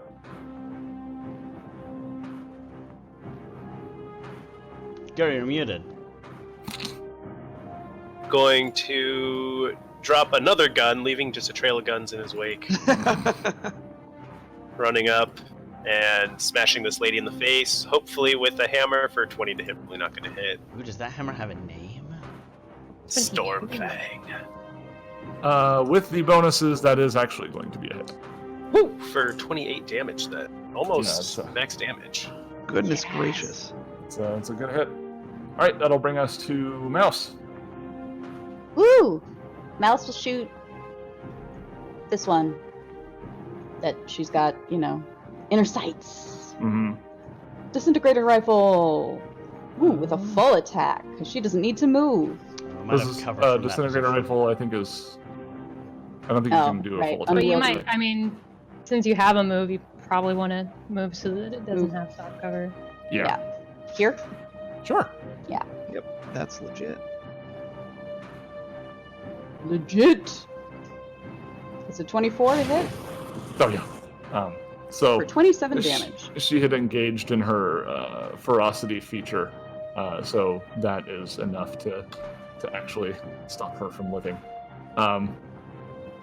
So at that moment, the genie in the back said everyone attack. Anyway, rolls his eyes, and he just says, "This isn't worth my time."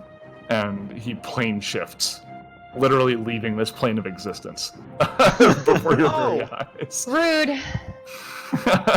Well, alrighty then. which will go ahead and take us out of combat. And then my considering the time, Spire. considering the time, I think that is a good place to wrap up. Partway through. Oh, the you don't want to Spire. leave us on a cliffhanger with what's upstairs? We don't really have the time for me to unfold that the way that I would like to. So Drat. we're gonna Then- go ahead and just call it here. I'm gonna go ahead and turn Yeah. off the percussion. Yeah, that Sirenscape. Stop. We don't need you anymore. Stop. Down. Down. Hush, Oh, Sirenscape. good. Down boy. Done with you. So yeah, maids got to witness a protector elevation ceremony. Began Yep. your attack on the Spire. Very effective attack on the Spire. Yeah, And that high-level Starfinder combat. It's only gonna get crazier too. it's pretty annoying. God, remember when everything was just kind of like low numbers and turns only took like 30, 40 seconds? You only have to track like one condition at a time, maybe. Yeah. That was the dream. All Hey, right, but we're getting pretty good at it. You know. in terms Yeah. of things to talk about at the end of the episode, we are coming up towards the end of the story arc here, the end of the AP. I have given an allotment of time for these folks to determine what we're doing on the next season. The deadline on that is going to be the 1st of December, so they're going to have their characters locked in at the beginning of December, at which point we are going to have I don't know, who will they be Contest. what will they do in season 2? Ooh, that's good. Who's who in season 2? I don't know. Sort of Guess who? contest where you can guess who's who in season 2, or something. We'll we're also working on announce Who's the in it title they of the gotta play. contest. We'll when also we announce the contest. we'll announce the name of the contest. On top of that, it's going to be a thing where whoever gets the closest is going to win some sort of prize, probably in the form of a gift card to Paizo. Yep. So You'll probably get a point for each correct match you make. We'll do- You could even Sounds call good. it a prizo. Yeah, Oh, between 0 and 10 points. that was it. Everyone can enter once. hmm We do love our portmanteaus here at Non-Standard Action. Also, approaching the end of the season, Cosmic Crit, new episode coming out tonight, and it's lining up a little bit with ours. I think we're probably going to go beyond Cosmic Crit in terms of how long this is going to take to finish up, but we are getting there. So, Oh yeah. thank you everybody for joining us on today's episode. So go ahead and say goodbye, everybody. Goodbye, everybody. Bye, Bye, everybody. everybody. And we'll not see you next week. I just remembered. We what? Oh, are we off next week? Yeah, Oh, is that when we're traveling? yeah. Oh, weird. Oh, Yeah. all right. So we're actually not gonna. So we're probably gonna do something else next week. Probably a video game, maybe some drawing, whatever we feel like getting down to. So we'll still be here next week. We just won't be playing this game. So we'll see you next week. So take care of yourselves, everybody. Especially Judy, Yes. Bye, Judy. our favorite fan. Bye, Judy.